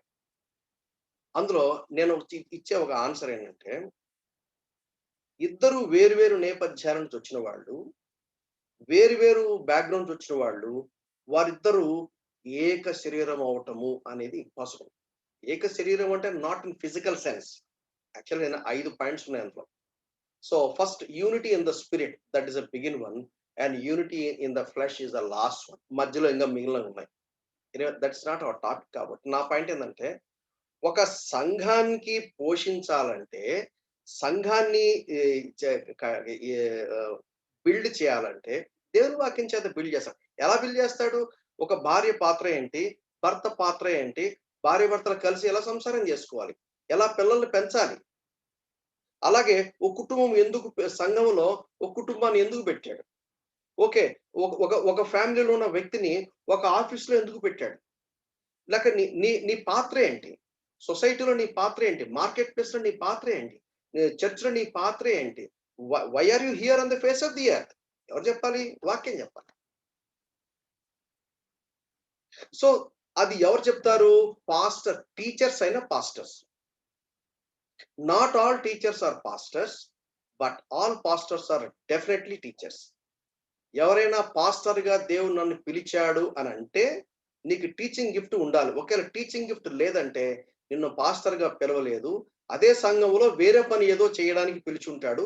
నువ్వు అది ప్రాపర్‌గా గ్రహించి అక్కడికి షిఫ్ట్ అయిపోవడం మంచిది. పాస్టర్ ఏం చేస్తాడు? ఫీడ్ చేస్తాడు, ప్రొటెక్ట్ చేస్తాడు, డిసిప్లిన్ చేస్తాడు, కంఫర్ట్ చేస్తాడు, లీడ్ చేస్తాడు. గొర్రెను గనాలి. ఆ స్థాయిలోకి గొర్రెను పెంచుతాడు. మినిస్ట్రీ ఇక్కడికి ఆగిపోయాం. ఇక్కడ నుంచి ఇవాళ మనం కొత్త పాయింట్ నేర్చుకుంటున్నాం. మినిస్ట్రీ. రోమాపత్రిక 12వ అధ్యాయం 6, 7, 8 వచనాలు. మనకు అనుగ్రహించబడిన కృప చొప్పున వేరు వేరు కృపావరములు కలిగిన వారమై ఉన్నాం. ప్రవచన వరం అయితే విశ్వాస పరిమాణం చొప్పున ప్రవచిందాం. ఇది అయిపోయింది. ఈ రోమాలో ఉన్నటువంటి విశ్వాసులకు పౌలు రాస్తూ ఇంకా అప్పటికి న్యూ టెస్ట్మెంట్ కంప్లీట్ అవ్వలేదు కాబట్టి, అప్పుడు అక్కడ ఉన్న వారికి గనక ఈ ప్రవచన వరం గనక ఉన్నట్లయితే నువ్వు ప్రవచించాలి అనే ఉద్దేశంతో పౌలు చెప్తున్నాడు. ఇప్పుడు న్యూ టెస్ట్మెంట్ కంప్లీట్ అయిపోయింది. న్యూ టెస్ట్మెంట్ కంప్లీట్ అయిన తర్వాత లాస్ట్ అపోజల్ జాన్ అని మరణించిన తర్వాత ఇప్పుడు నెక్స్ట్ కొత్త ట్రూత్ ఏం అవసరం లేదు. కొత్త ప్రాఫెసీ ఏం అవసరం లా. బైబిల్లో ఉన్న ప్రాఫెసీ సరిపోతుంది. కాబట్టి ప్రాఫెసీ లేదు అని ఆల్రెడీ మనం ఇదివరకు స్టడీ చేశాం. తర్వాత రెండోది, పరిచర్య అయితే పరిచర్యలోను. మినిస్ట్రీ అంటే పరిచర్య. దాని గ్రీక్ లో డయకోనియా అని రాయబడింది. అంటే దాని మీనింగ్ ఏంటంటే అది ఫిజికల్ హెల్ప్ కావచ్చు, స్పిరిచువల్ హెల్ప్ కావచ్చు, వాట్ ఎవర్ హెల్ప్. ఇప్పుడు ఫర్ ఎగ్జాంపుల్ మార్క్ ఉన్నాడు అనుకోండి. మార్కుకు ఆయనకి లాటిన్ వస్తుంది, కానీ పేతురుకు లాటిన్ రాదు. ఇప్పుడు పేతురు వాక్యం చెప్పాలంటే పేతురుకు ఒక అసిస్టెంట్ కావాలి, ఒక హెల్ప్ కావాలి. వెంటనే మార్కుని తీసుకోండి. ఎందుకంటే 5:13 మొదటి పేతురులో ఏమని రాయబడిందంటే, నా కుమారుడైన మార్కు అంటే మార్కు పేతురు పరిచర్యలో రక్షించబడ్డాడని చెప్పేసి బైబిల్ పండితులు అంటారు. సో పేతురుకు అసిస్టెంట్ ఎవరు? మార్కు.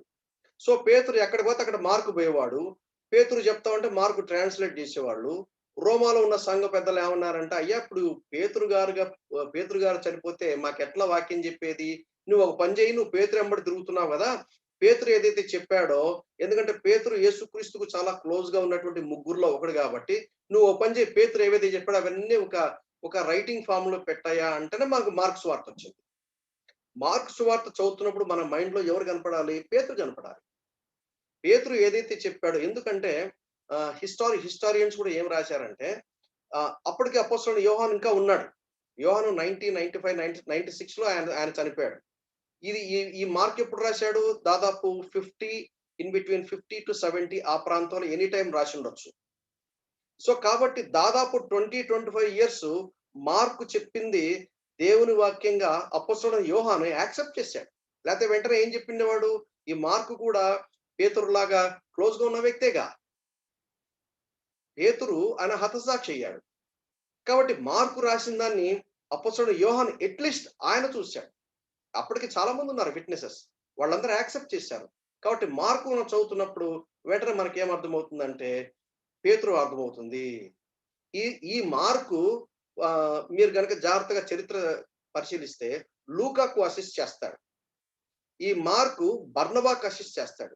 ఆయన చేసింది హెల్పా కాదా? That is ministry. సో కాబట్టి ఎప్పుడు నంబర్ 1 గా ఉండాల్సిన అవసరం లేదు. నంబర్ 2 గా ఉంటాను కూడా మనం నేర్చుకోవాలి. Learn to assist somebody. That is a ministry. అది కూడా gift of the Holy Spirit. కానీ దీన్ని ఎవరు కోరుకోరు. లైమ్ లైట్ లో ఉండి అందరూ చూసి అందరూ మెచ్చుకొని ఆహా ఓహో అనే వాటి మీద కాన్సన్ట్రేట్ చేస్తారు, కానీ హెల్ప్ మీద ఎవరు కాన్సన్ట్రేట్ చేయరు. సో కాబట్టి హెల్ప్ అది కూడా gift of the Holy Spirit అనే విషయం దేవుని వాక్యం మనకు స్పష్టంగా తెలియపరుస్తుంది. ఆ తర్వాత రోమపత్రిక 12వ అధ్యాయంలో తర్వాత భాగం ఏమిటి? మొట్టమొదట ప్రవచన వరం అన్నాడు, దాని గురించి చూసాము. ఆ తర్వాత పరిచర్య అయితే పరిచర్యలోను. ఆ తర్వాత ఏమన్నాడు? బోధించువాడైతే బోధించుటలోను. ఇంగ్లీష్ లో టీచింగ్ అని రాయబడింది. టీచర్. ఎవరిని టీచర్ అంటారు? టీచర్ అనే వాడు ఏం చేస్తాడంటే, టీచర్ మైండ్ లో ఏ పిక్చర్ అయితే ఉందో ఆ పిక్చర్ ని తన స్టూడెంట్ మైండ్ లోకి ట్రాన్స్ఫర్ చేస్తాడు. టీచర్ యొక్క మైండ్ లో ఒక ట్రీ ఉంది అనుకోండి, ఆ ట్రీని గురించి ఎక్స్ప్లెయిన్ చేస్తూ అదే ట్రీని స్టూడెంట్ యొక్క మైండ్ లో పెయింట్ చేస్తాడు, పిక్చరైజ్ చేస్తాడు. సో తన మైండ్ లో ఉన్న పిక్చర్ ని స్టూడెంట్ మైండ్ లోకి ట్రాన్స్ఫర్ చేసేవాడిని టీచర్ అంట. ఈ టీచర్ ఇచ్చే ఇన్స్ట్రక్షన్స్ ఎలా ఉంటాయంటే, టీచర్ ఇచ్చే ఎక్స్ప్లెనేషన్ ఎలా ఉంటుందంటే, టీచర్ మైండ్ లో ఉన్నదాన్ని బాగా వివరిస్తాడు. తనకున్నటువంటి ఆ స్కిల్ బట్టి, తనకున్నటువంటి ఆ నైపుణ్యతను బట్టి అదే ట్రాన్స్ఫర్ చేస్తాడు.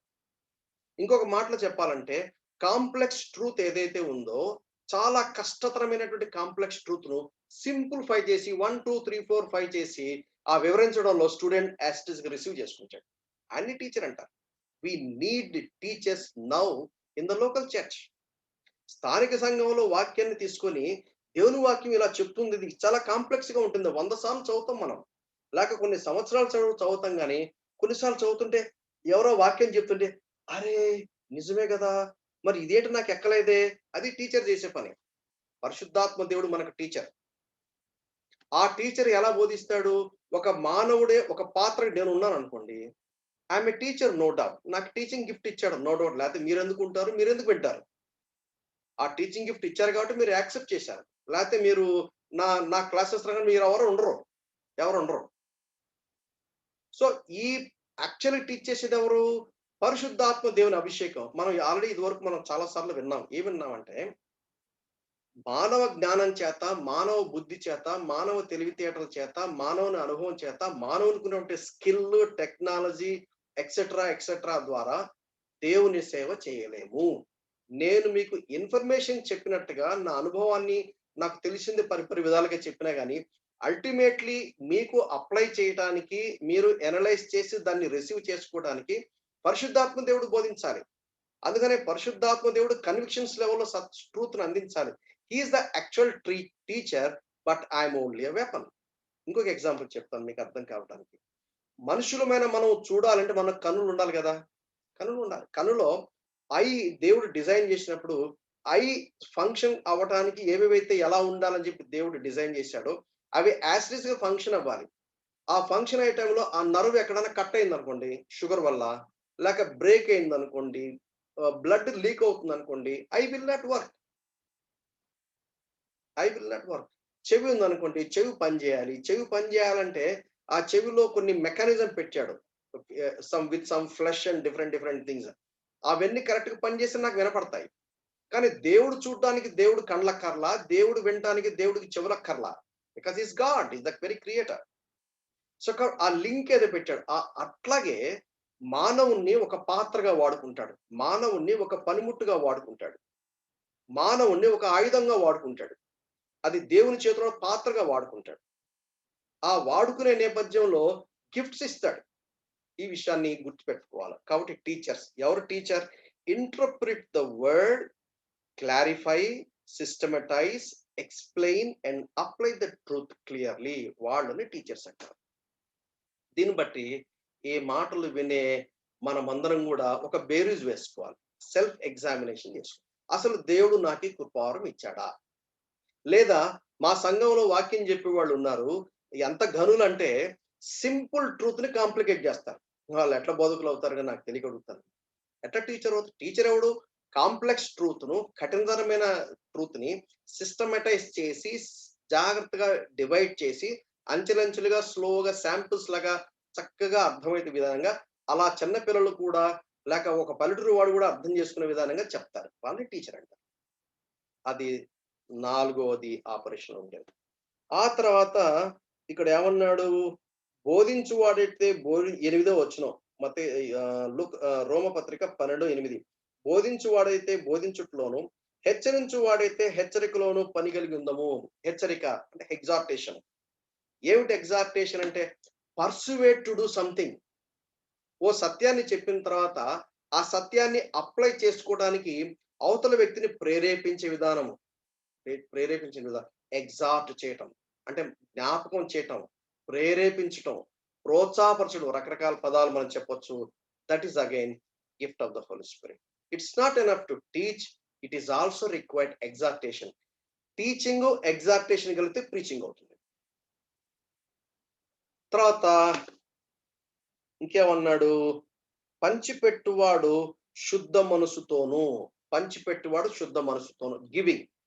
Giving again is a gift of the Holy Spirit. అంటే ఈ గిఫ్ట్ గురించినటువంటి మాట్లాడినప్పుడు కొంతమంది ఉంటారు. దేవుడు ఆ గివింగ్ గిఫ్ట్ ఇస్తాడు. ఏంటిదది? Supernatural ability to accumulate and give large amounts of one's finances to the glory of God. కొంతమంది వాళ్ళ మనసంతా వాళ్ళు ఇచ్చేంత మటుకు వాళ్ళు నిద్ర పట్టదు వాళ్ళకి. వాళ్ళ దగ్గర వాళ్ళ దగ్గర ఏం చేస్తారంటే ఉన్నదంతా ఇచ్చేస్తారు. బేర్ మినిమమ్ వాళ్ళు దాని దాని దగ్గర పెట్టుకుంటారు. ఇస్తూ వాళ్ళకి ఇచ్చే కొద్దీ వాళ్ళకి తృప్తి పెరుగుతుంటది. ఇచ్చే కొద్దీ వాళ్ళకి ఆనందం పెరుగుతా ఉంటది. అది దేవుని మహిమార్థమే. దేవుని యొక్క ప్రేరేపణ చొప్పున ఎవరికివ్వాలో, ఎంతివ్వాలో, ఎప్పుడివ్వాలో, ఎలా ఇవ్వాలో అలా ఇస్తుంటే వాళ్ళకి ఆనందం పెరుగుతా ఉంటది. అటువంటి వాళ్ళు సంఘంలో కొద్దిమందుంటారు. వాళ్ళని బట్టి పరిచర్య చాలా చక్కగా జరుగుతా ఉంది. అది అది మిషనరీ వర్క్ కానివ్వండి, అది there are different different missions ఉన్నాయి.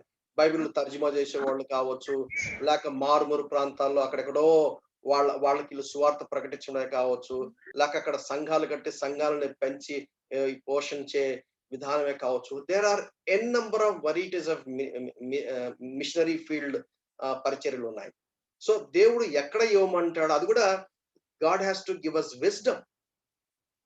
కానీ విచారకరమైన సంగతి ఏంటంటే ఈ దినాల్లో డబ్బులన్నీ తీసుకొని పోయి సర్టిఫికెట్లు పెట్టి అక్కడ చివరికి ఎటో వెళ్ళిపోతా ఉన్నాయి. ఇలాగ వీళ్ళేదో రాజకీయాల్లో కొట్లాడుకుంటే అది కోర్టు కేసులకు పెట్టడమో, లేకుంటే బ్యాంక్ వాళ్ళు సీజ్ చేయటమో, అల్టిమేట్‌లీ అవసరం ఉన్న చోట పోవట్లేదు.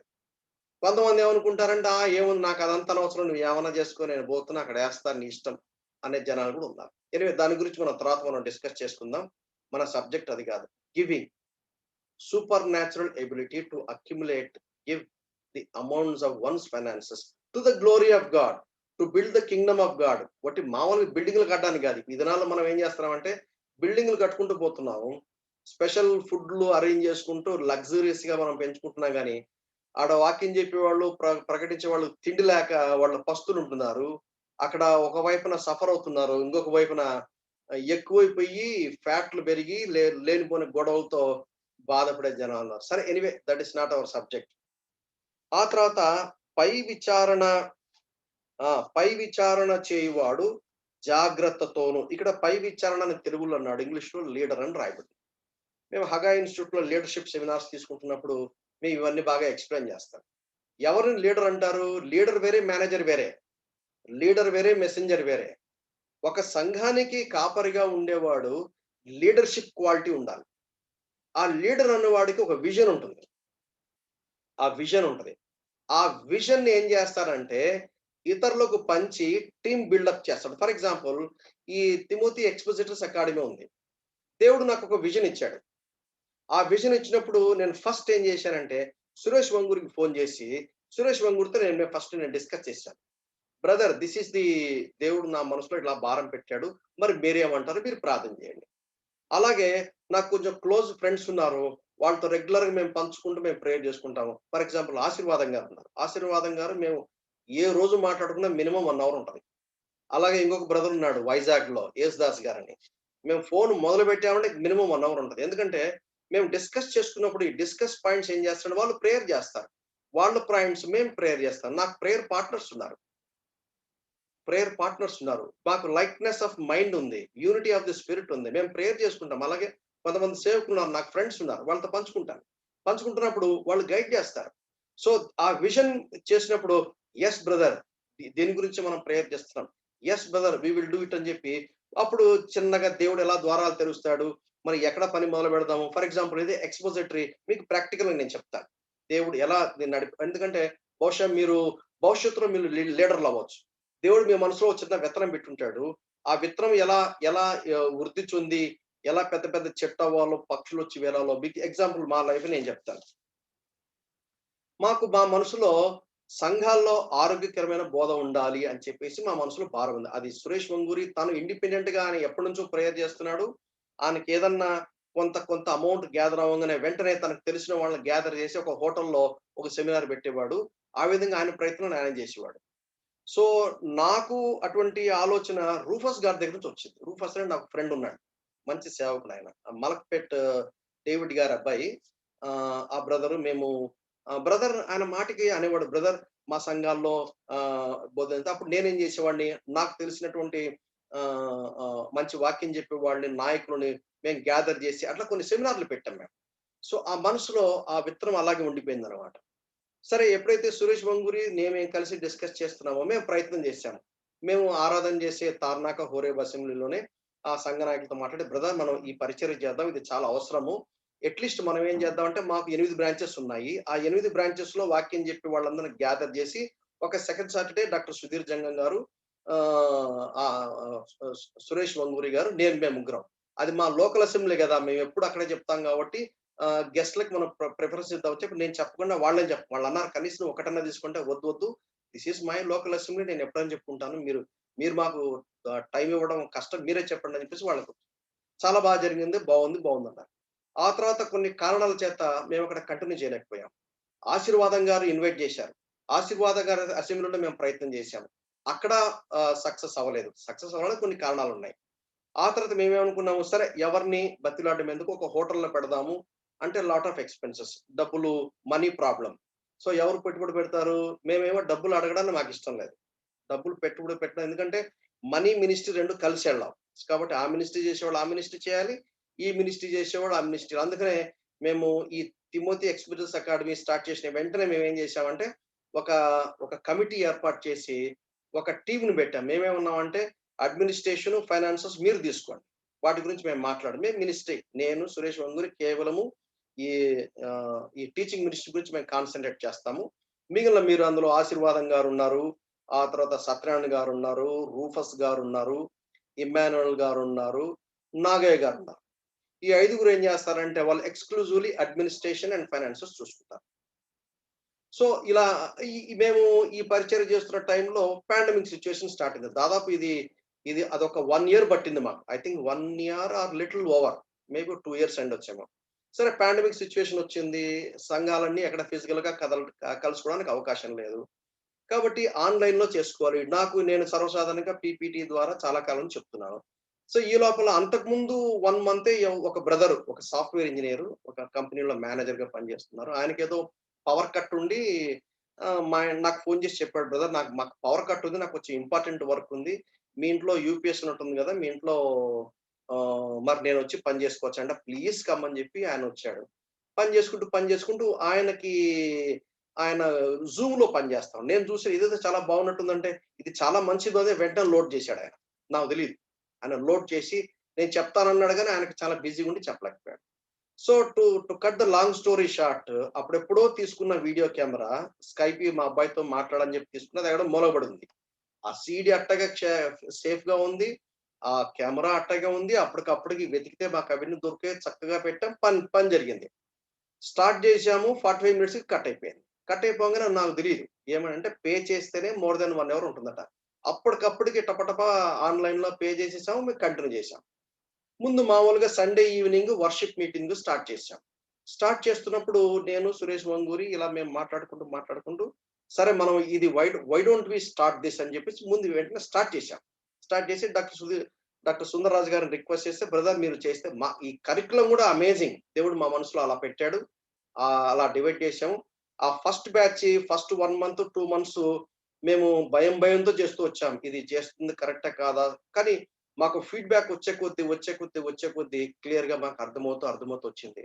ఫస్ట్ బ్యాచ్ కంప్లీట్ అవ్వంగానే ఒక అవగాహన మాకు పెరిగింది. సెకండ్ బ్యాచ్‌లో కూడా దేవుడు అలా గైడ్ చేస్తూ వచ్చాడు. ఒక లీడర్‌కి విజన్ ఉంటది.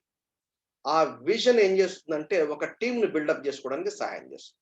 ఆ విజన్‌తో పాటు దాని గురించి ఇంకోసారి ఎప్పుడైనా మనం మాట్లాడతాను. How do I know my vision?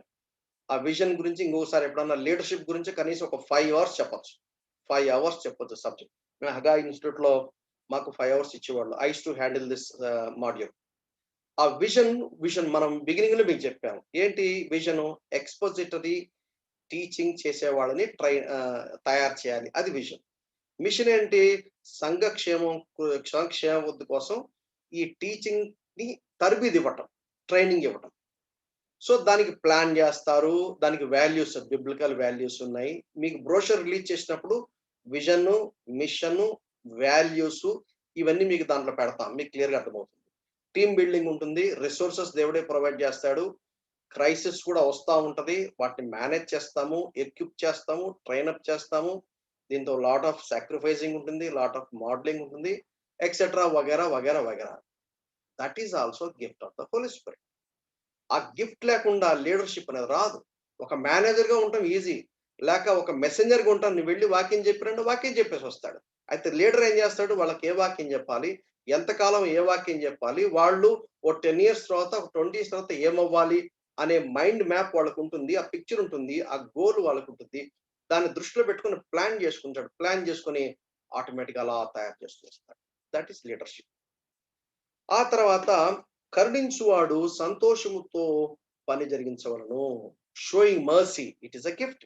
ఏంటి షోయింగ్ మర్సీ అంటే supernatural ability to minister sick and afflicted. సంఘంలో ఇటువంటి వాళ్ళు ఉంటారు. సంఘంలో ఎవరికైనా హాస్పిటల్లో అడ్మిట్ అయ్యారంటే పరిగెత్తుకుంటూ వెళ్ళిపోతారు. ఎందుకు నాగయ్య గారికి హాస్పిటల్లో పడ్డాడంటే వెంటనే పరిగెత్తుకుంటూ ఇప్పుడు మనం నడిపించిన బ్రదరే వెళ్ళి ఆయన రాత్రంతా అక్కడే కూర్చున్నాడు. డ్యూటీ ఏంటంటే నాగయ్య గారికి పాజిటివ్ అని చెప్పారు. రాత్రంతా ఏసీలో చిన్న రూమ్ లో కిషోర్ కూడా ఉన్నాడు, కానీ కిషోర్కి ఏం అవ్వాల. యాక్చువల్గా తన కూడా వచ్చి ఉండాల్సింది. It is a beauty. So showing mercy. వాళ్ళు ఏం చేస్తారంటే తట్టుకోలేరు. ఎవరికైనా బాగలేదంటే తట్టుకోలేరు, వెంటనే దర్శిస్తారు. వాళ్ళకి ఏమైనా అవసరం ఉంటే అవసరతలు తీరుస్తారు. ఎవరైనా బాధలో ఉంటే దగ్గర పోయి కూర్చొని ఆదరిస్తారు. That is the gift of the spirit. వాళ్ళు ఆగలేరు. అందుకే ఎస్పెషల్లీ సంఘ కాపరికి ఈ మైండ్ సెట్ ఉంటుంది. ఎవరన్నా బాగలేరా వెంటనే వస్తారా, గబగబ ఎంత బిజీగా ఉన్నా పరిగెత్తుకుంటూ పోతారు, అక్కడ పోతారు, కూర్చుంటారు, దగ్గర కూర్చుంటారు, 4 మాటలు చెప్తారు, వాళ్ళ అవసరతలు తీరుస్తారు, వాళ్ళ అక్కర్ తీరుస్తారు. That is the supernatural ability to minister sick and affect. ఇది గనక సంఘ కాపరికి లేకపోతే, సంఘంలో ఇటువంటి వాడు లేకపోతే దిక్కు దివానం లేకుండా ఉంటారు. ఈనాడు ఎంతమంది ఉన్నారండి సంఘంలో. పెళ్లి కాని ఆడపిల్లలు ఎంతమంది ఉన్నారు, పెళ్లి కాని మగపిల్లలు ఎంతమంది ఉన్నారు. వాళ్ళని ఒక తండ్రిలాగా వారిని ఆదరించి, వాళ్ళని పోషించి, వాళ్ళని ట్రైనప్ చేసి, వాళ్ళని సెటిల్ అవ్వడానికి ఏమి చేయరు. కొంతమంది ఉన్నారు ఇదే గ్రూప్ లో ప్రస్తుతానికి right no I know one brother, Suresh Babu brother ఉన్నాడు. ఆయన ఎవరెవరినో గ్యాదర్ చేస్తాడు, వాళ్ళకు ఫీజులు కడతాడు, వాళ్ళని గ్యాదర్ చేస్తాడు, వాళ్ళకి ఏదో చేస్తాడు, వాళ్ళకి పెళ్లిళ్ళు చేసేట్లా కొంతమందిని డిస్పోజ్ చేశాడు. అది షోయింగ్ మర్సీ అంటే. That's a gift. అది వాళ్ళ మనసు. అంటే యేసుప్రభు వాళ్ళు చూసినప్పుడు కనికరపడి అని రాయబడి. That's a gift of the spirit. సంఘంలో ఇటువంటి వాళ్ళు ఉండాలి, కుటుంబాలు ఇటువంటి వాళ్ళు ఉండాలి. Showing mercy. ఆ తర్వాత 1 కొరింథీ 12వ అధ్యాయం 3వ భాగానికి వెళ్తాం. 1 కొరింథీ 12వ అధ్యాయం. ఇవి కొంచెం ప్రాముఖ్యమైన కనుక కొంచెం ఎలాబొరేట్ గా చెప్తా ఉన్నాను. సర్వసాధారణంగా డాక్టరీన్స్ చెప్పేటప్పుడు ఇంత ఎక్కువగా చెప్పరు. డాక్టరీన్స్ అంతా ఒకటే స్ట్రోక్ లో ముగించేస్తారు, గంటలో ముగించేస్తారు. 7వ వచనం నుండి 11వ వచనం వరకు, లేకపోతే ఇక్కడ నుంచి కూడా చదివితే బాగుంటుంది. 4 నుంచి చదువుతాను. 1 కొరింథీ 12:4. కృపావరములు నానా విధములుగా ఉన్నవి గాని ఆత్మ ఒక్కడే. ఇది ఇదివరకు మీకు చెప్పాను, మరలా జ్ఞాపకం చేస్తున్నా. తెలుగులో ఆత్మ అని రాసినప్పుడు ఫాంట్ సైజ్ పెంచి బోల్డ్ చేశాడంటే పరిశుద్ధాత్మ అని అర్థం. మరియు పరిచర్యలు నానా విధములుగా ఉన్నవి కానీ ప్రభువు ఒక్కడే. ప్రభు అన్నప్పుడు LORD అప్పర్ కేస్ రాసినప్పుడు ఎక్సోడస్ 3:14-15లో రాయబడిన యహ్వే అనే మీనింగ్ వచ్చే ప్రభు అని అర్థం. 6వ వచనం, నానా విధములైన కార్యములు కలవు గాని అందరిలోనూ అన్నిటిలోనూ జరిగించు దేవుడు ఒక్కడే. ఇక్కడ త్రిత్వాన్ని గురించిన సిద్ధాంతం చూస్తాం చూడండి. 4వ వచనంలో పరిశుద్ధాత్మ దేవుని గురించి చెప్పాడు, ఆత్మ అన్నాడు. 5వ వచనంలో ప్రభు అన్నాడు, ఆయన యేసుక్రీస్తు. 6వ వచనంలో నానా విధములైన కార్యములు కలవు కానీ అందరిలో అన్నిట్లో జరిగించేవాడు దేవుడు ఒక్కడే, గాడ్ ద ఫాదర్ గురించి చెప్పారు. ఒక విషయాన్ని గమనించాలి. ఎక్కడెక్కడైతే దేవుని వాక్యంలో ఇంపార్టెంట్ మినిస్ట్రీ కనపడుతుందో ట్రైయూన్ గాడ్ అక్కడ మనకు కనపడతాయి. మీరు చూడండి, బైబిల్ స్టడీ చేసేటప్పుడు ఆ విషయాన్ని గుర్తుపెట్టుకోండి. అయినను అందరి ప్రయోజనం కొరకు ప్రతి వానికి ఆత్మ ప్రత్యక్షత అనుగ్రహించబడుతుంది. సో గిఫ్ట్ ఉన్నప్పుడు గిఫ్ట్ ని ఎరిగేటప్పుడు ఆత్మ ప్రత్యక్షత మనకు అనుగ్రహిస్తాడు. నీకు ఏ గిఫ్ట్ ఇచ్చాడో ఆ గిఫ్ట్ ఎరగడానికి సహాయపడతాడు. ఎలాగనగా ఒకనికి ఆత్మ మూలంగా బుద్ధి వాక్యము, వర్డ్ ఆఫ్ విజ్డమ్. ఏంటి వర్డ్ ఆఫ్ విజ్డమ్ అంటే? Ability to understand the word by the Holy Spirit and apply to practice in life. ఇది టీచ్ చేసే వాళ్ళకి, ప్రీచ్ చేసే వాళ్ళకి ఉంటది. ఒక సంఘ కాపరికి ఉంటది. అది అంటే అర్థమైందంటే వాక్యాన్ని చెప్పేటప్పుడు ఎలా చెప్తారంటే it is not just analysis, not just interpretation, but application. ఈ వాక్యాన్ని ఎలా అప్లై చేసుకోవాలి, ఈ వాక్యాన్ని ఎలా మనం నా పర్సనల్ లైఫ్ లో అన్వయించుకోవాలి, అది ఎలా నా లైఫ్ లో కార్యసిద్ధి అవ్వాలి, that is the word of wisdom. So teacher కి, ప్రీచర్ కి, షెపర్డ్ కి, లీడర్ కి ఈ అండర్స్టాండింగ్ కనుక లేకపోతే వాళ్ళు ఒక థియరీ లెవెల్లో చెప్తారే కానీ దాన్ని అల్టిమేట్ గా ఎట్లా అప్లై చేసుకోవాలి, అప్రోప్రియేట్ చేసుకోవాలి, లేక ఇన్కల్కేట్ చేసుకోవాలి, లేక ఏ విధంగా కార్యసిద్ధి చేయడానికి దోహం అవడానికి అన్వయించుకోవాలో వాళ్ళు వివరించలేరు. So that is the word of wisdom. ఈ వర్డ్ ఆఫ్ విజ్డమ్ అనే వాళ్ళకి కొద్ది మంది ఉంటుంది, అందరికీ అది ఉండదు, కానీ ఉండాలి. లీడర్స్ అనే వాళ్ళకి అది ఉంటే అంటే అది కూడా పరిశుద్ధాత్మ దేవుడు డిసైడ్ చేస్తాడు, దాన్ని బట్టి మనం నేర్చుకుంటాం. ఆ తర్వాత 8వ వచనం, మరి ఒకరికి ఆ ఆత్మను అనుసరించి జ్ఞానవాక్యం, బుద్ధివాక్యము, జ్ఞానవాక్యం. Word of wisdom, word of knowledge. Word of wisdom అంటేనేమో వాక్యాన్ని అప్లై చేసుకోవడానికి దోహదపడే జ్ఞానము. వర్డ్ ఆఫ్ నాలెడ్జ్ అంటే దేవుని వాక్యాన్ని ఇన్స్పిరేషన్, అంటే ఇప్పుడు మనం దాని గురించి డాక్ట్రిన్ అంటే బిబ్లియాలజీ గురించి చేసినప్పుడు మనం 3 విషయాలు చూసాం. ఒకటేంటంటే రెవల్యూషన్, ఇన్స్పిరేషన్, ఇల్యూమినేషన్ అని. రెవల్యూషన్ అనేది 40 మంది రచయితలకు దేవుడు బయలుపరిచిందని రెవల్యూషన్ అన్నారు. ఇన్స్పిరేషన్ అంటే అర్థమైందంటే బయలుపరచబడిన దేవుని వాక్యాన్ని రాతలో పెట్టడానికి ఉపయోగపడింది ఇన్స్పిరేషన్. అది వర్డ్ ఆఫ్ నాలెడ్జ్. ఇప్పుడు లేదు, అది అయిపోయింది. అందుకనే దాన్ని అక్కడ పెట్టాం. ఆ తర్వాత ఆ తర్వాత 9వ వచనం, మరి ఒకనికి ఆ ఆత్మ వలననే విశ్వాసము. విశ్వాసం అన్నప్పుడు 3 విధాలుగా మనం అర్థం చేసుకోవాలి. మొదటి ఏంటంటే సేవింగ్ ఫెయిత్, రెండవది సాంక్టిఫైయింగ్ ఫెయిత్, మూడవది స్టీవర్డ్షిప్ ఫెయిత్. సేవింగ్ ఫెయిత్ అనేది వినటం వలన విశ్వాసం కలుగుతుంది. వినుట క్రీస్తుని కూర్చున్నటువంటి మాట వలన కలుగుతుంది. అందుకనే ప్రభువైన యేసు విశ్వాసం ఉంచు, అప్పుడు నీవును నీ ఇంటి వారును రక్షణ పొందుదురు అని అపోస్తల కార్యములు 16:37 చూసాం. రోమా 5:1 విశ్వాసము ద్వారా ప్రభువైన యేసుక్రీస్తు ద్వారానే దేవునితో మనకు సమాధానం కలిగి ఉందో అని రాయబడింది. సో దాన్ని సేవింగ్ ఫెయిత్ అంటాం. అది ప్రతి విశ్వాసికి ఉంటుంది. కానీ 10వ వచనంలో చెప్పబడిన మాట ఆ విశ్వాసం కాదు. రెండవది సాంక్టిఫైయింగ్ ఫెయిత్. అది అపోస్తలుడైన పౌలు అన్నాడు, నేను క్రీస్తుతో పాటు సిలువ వేయబడి ఉన్నాను, జీవించేది నేను కాదు, నాలో క్రీస్తే ఉన్నాడు, మిగిలిన జీవితం అంతా కూడా విశ్వాసం ద్వారా జీవిస్తున్నాను అని అన్నాడు. That is a sanctifying faith. అంటే దినదినం విశ్వాసం కావాలి. దీన్ని ఎందుకంటే అలా అలా విభజించినప్పుడు కేటగారికల్ గా అండర్స్టాండ్ చేసుకోవడానికి అవసరం. సేవింగ్ ఫెయిత్ లేకుండా వ్యక్తి రక్షించబడ్డాడు. రక్షించబడిన వ్యక్తి క్రీస్తు యేసు వారి స్వరూపంలోకి మలచబడడానికి సాంక్టిఫైయింగ్ ఫెయిత్ కావాలి. విశ్వాసం వలన మనం రక్షించబడ్డాం, విశ్వాసం వలన నీతిమంతులుగా తీర్చబడ్డాం, విశ్వాసం వలన నడుస్తాం మనం. We don't walk by sight, we walk by faith. 2 కొరింథీ 5వ అధ్యాయం మనం చూస్తాం. అది సాంక్టిఫైయింగ్ ఫెయిత్. మూడవది స్టీవర్డ్షిప్ ఫెయిత్. అది 10వ వచనం రాయబడింది. ఏమిటి స్టీవర్డ్షిప్ ఫెయిత్ అంటే supernatural ability to believe and expect great things from God. ఇది కొద్ది మందికి ఉంటుంది. మా సహవాస నాయకుడు భక్సింగ్ గారు ఉన్నారు. మేము ఎప్పుడు చెప్పినా ఆయన గురించి చెప్తాం. ఎందుకంటే ఇంకెక్కడ మేము చూడలేదు. అంటే చూసాము అక్కడక్కడ బైబిల్లో కూడా ఎంతో మంది గ్రేట్ సర్వెంట్స్ ఆఫ్ గాడ్ ఉన్నారు. వాళ్ళ హాస్టల్ స్టార్ట్ చేశారు. వాళ్ళ ప్లేట్ ఇలా పెట్టుకున్నారు. ఆ ప్లేట్లో అన్నం ఎవరు తెస్తారో తెలియదు, ఎక్కడి నుంచి వస్తుందో తెలియదు. అలా ప్లేట్ల మీద పెట్టి ప్రవ్వా అని ప్రార్థన చేసినప్పుడు ఎవరో తీసుకొచ్చి ఇస్తారు. ఆ ప్లేట్లు నిండుతుంది, వాళ్ళు తింటారు. ఏ పూటకు ఆ పూట ఆ విధంగా. That is stewardship faith. మేము చూసాం కళ్ళారా కాన్వికేషన్స్ కండక్ట్ చేసినప్పుడు ఓ 10,000 మంది, ఓ 20,000 మంది అన్ని మేము అక్కడే, నేను దగ్గర నేను చూశాను. బ్యాంక్ అకౌంట్లు ఏమి ఉండవు. ఒకవైపున ప్రార్థన చేసే వాళ్ళు ప్రార్థన చేస్తా ఉంటారు. లారీల నుంచి ఎవరు పంపిస్తారో, ఎక్కడి నుంచి పంపిస్తారో, కూరగాయలు వస్తా ఉంటాయి, రైస్ వస్తా ఉంటాయి, టపటపా వస్తాయి, పనులన్నీ టపటపట కూడా జరిగిపోతా ఉంటాయి. అర్థమే కదా అసలు. That is stewardship faith. దేవుడు కొద్ది మందికి ఇస్తాడు.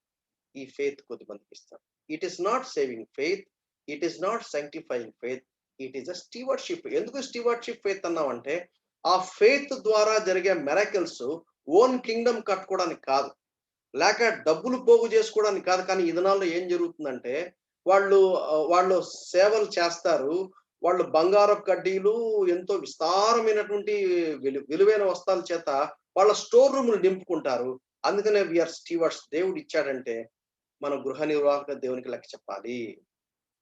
ఆ తర్వాత ఇది చాలా డెలికేట్ ఇష్యూ. దాని గురించి కూడా మనకు ఖచ్చితంగా మనం చూడాలి.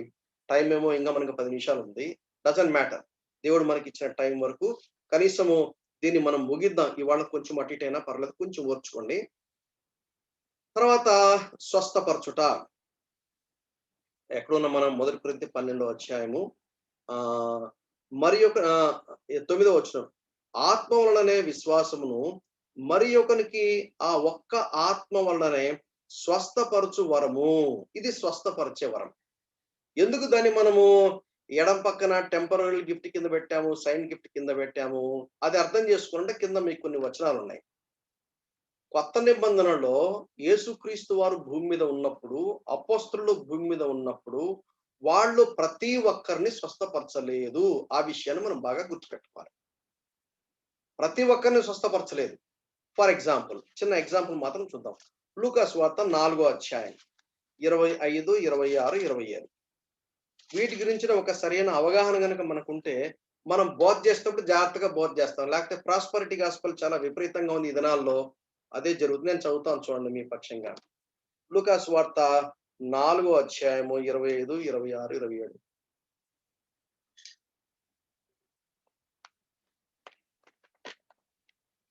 ఏలియా దినముల యందు 3 ఏండ్ల 6 నెలలు ఆకాశము మూయబడి దేశమంతటను గొప్ప కరువు సంభవించినప్పుడు ఇశ్రాయేలులో అనేక మంది విధవరాండ్లుండినను ఏలియా సీదోనులోని సారెపతు అను ఊరిలో ఉన్న ఒక విధవరాలి యొద్దకే గాని మరి ఎవని వద్దకును పంపబడలేదు.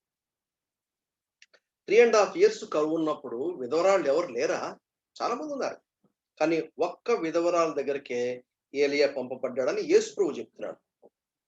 రెండవది 27వ వచనం. మరియు ప్రవక్త అయిన ఎలీషా కాలమందు ఇశ్రాయేలులో అనేక కుష్ఠరోగులుండినను సిరియా దేశస్థుడైన నయమాను తప్ప మరి ఎవడనో శుద్ధి నొందలేదని నేను మీతో చెప్తున్నాను. మరి నయమాను కాకుండా మిగిలిన వాళ్ళు ఎవరు లేరా? చాలా మంది కుష్ఠరోగులు. కానీ ఎలీషా దగ్గరికి ఎవరు వెళ్ళటం జరిగింది? నయమాను వెళ్ళటం జరిగింది. అంటే చాలా మంది కుష్ఠరోగులు వాళ్ళందరూ బాగుపడొచ్చు కదా. ఏలియా ఎంతమందిని బాగు చేశాడు? కొద్ది మందిని, అందరిని కాదు. ఆ విషయం మనం గుర్తుపెట్టుకోవాలి. యోహాను సువార్త 5వ అధ్యాయం మనకు తెలుసు. బెతెస్దా అనే సందర్భం గురించినటువంటి రాయబడిన మాట యోహాను సువార్త 5వ అధ్యాయం. నేను చదువుతాను చూడండి, 3 నుండి 9 వరకు. యెరూషలేములో గొర్రెల ద్వారం వద్ద హెబ్రీ భాషలో బెతెస్దా అనబడిన ఒక కోనేరు కలదు. దానికి 5 మంటపములు కలవు. ఆయా సమయములకు దేవదూత కోనేటిలో దిగి నీళ్లు కదిలించడం కలదు. నీరు కదిలించబడిన పిమ్మట మొదట ఎవడు దిగునో వాడు ఎట్టి వ్యాధి గలవాడైనను బాగుపడును గనక ఆ మంటపములలో రోగులు, గుడ్డివారు, కుంటివారు, ఊచకాలు గుంపులుగా పడి ఉండరి. ఎంతమంది స్వస్థ? ఒక్కడు. ఎప్పుడు దేవదూత వస్తాడో తెలియదు, ఎప్పుడు కదిలించబడతాడో తెలియదు. ఎవడైతే ఫస్ట్ దుంకుతాడో వాడు బాగుపడతాడు. We don't know why and how. దాని గురించిన వివరణ నన్ను అడగండి. ఎందుకంటే బైబిల్లో ఉన్నది ఉన్నట్టుగా మనం అర్థం చేసుకోవాలి. దాని గురించిన ఎక్స్ప్లెనేషన్ నా దగ్గర లేదు. 5వ వచనం. అక్కడ 38 ఏండ్ల నుండి వ్యాధి గల ఒక మనుషుడు ఉండెను. యేసు వాడు పడియుండుట చూచి వాడప్పటికీ బహుకాలం నుండి ఆ స్థితిలో ఉన్నాడని ఎరిగి స్వస్థపడగోరుచున్నావని అని వాడగా ఆ రోజు, అయ్యా, నీళ్లు కదిలింపబడినప్పుడు నన్ను కోనేటిలోనికి దించుటకు నాకు ఎవడనూ లేడు గనక నేను వచ్చినంతలో మరియొకడు నాకంటే ముందుగా దిగునని ఆయనకు ఉత్తరం ఇచ్చాను. యేసు, నీవు లేచి నీ పరుపెత్తుకు నడువును వారు చెప్పగా వెంటనే వాడు స్వస్థ నుండి తన పరుపెత్తుకు నడిచాను. ఆ మంటపం ఉన్న వాళ్ళందరినీ యేసు స్వస్థపరిచాడా? లేదు, బైబిల్లో స్వస్థపరిచాడు. వీడొక్కడే స్వస్థపరిచాడు. కాబట్టి యేసు ప్రభు ఉన్న దినాల్లో కూడా అందరికీ స్వస్థత కలగలేదు. యేసు ప్రభు కొద్ది మందిని స్వస్థపరిచాడనే విషయాన్ని మనం గుర్తుపెట్టుకోవాలి. ఇప్పుడు అపోస్తలుల దగ్గరికి వద్దాం. ఫిలిప్పీ పత్రిక 2వ అధ్యాయం 26, 27 వచనాలు. ఫిలిప్పీ పత్రిక 2వ అధ్యాయము 26, 27 వచనాలు. అతడు రోగి అయినని మీరు వింటిరి గనక అతడు మిమ్మల్ని అందరినీ చూడ మిగుల అపేక్ష కలిగి కన్నవాడై విచారపడుతున్నాడు. నిజముగా అతడు రోగి అయి చావ సిద్ధమై ఉండని గాని దేవుడు అతన్ని కనికరించను. అతని మాత్రమే కాక నాకు దుఃఖం మీద దుఃఖం నన్నును కనికరించను అని అన్నాడు. ఎవరి గురించి రాస్తున్నాడు?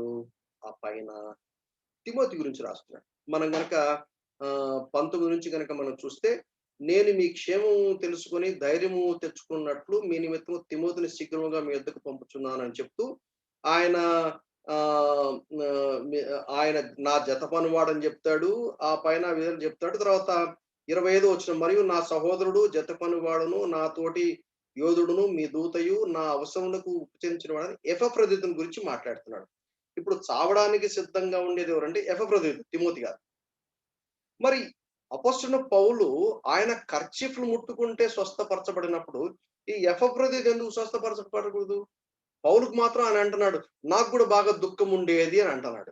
మరి పౌలు స్వస్థపరచొచ్చు కదా. అంటే పౌలు అపోస్తలుడు అయినా కానీ స్వస్థపరిచే ఒక ఆఫీస్ ఓపెన్ చేయాల. ఒక ఆఫీస్ ఓపెన్ చేసి లైన్ కట్టండి వచ్చి మిమ్మల్ని అందరూ నేను స్వస్థపరుస్తున్నా అనలేదు వాళ్ళు. ఎవరికి స్వస్థత రావాలో వారికి అపోస్తలుల కార్యంలో మాత్రమే కాకుండా పౌలు వారికి ఉత్తరాలు రాస్తున్నప్పుడు కూడా ఆ సందర్భాలు ఎత్తి చూపుతున్నాడు. అసలు ఆ మాటకొస్తే తిమోతికి కడుపు జబ్బుతో బాధపడుతున్నాడని చెప్పి 1 తిమోతి 5:23లో రాయబడింది చూడండి. పౌలు తిమోతికి ఏం సజెస్ట్ చేస్తున్నాడు? 23వ వచనం. ఇక మీదట నీళ్లే తాక నీ కడుపు జబ్బు నిమిత్తం తరచుగా వచ్చు బలహీనత కోసం ద్రాక్షరసం కొంచెంగా కొంచెంగా పుచ్చుకో అన్నాడు. పిల్లలు ఎవరో మీరు అనటేషన్ వాడుతున్నారు. దయచేసి పిల్లల చేతికి మొబైల్ ఇవ్వకండి. వాక్యం చెప్పేటప్పుడు దయచేసి డిస్టర్బ్ కాకుండా చూసే ప్రయత్నం చేయండి. ఓకే.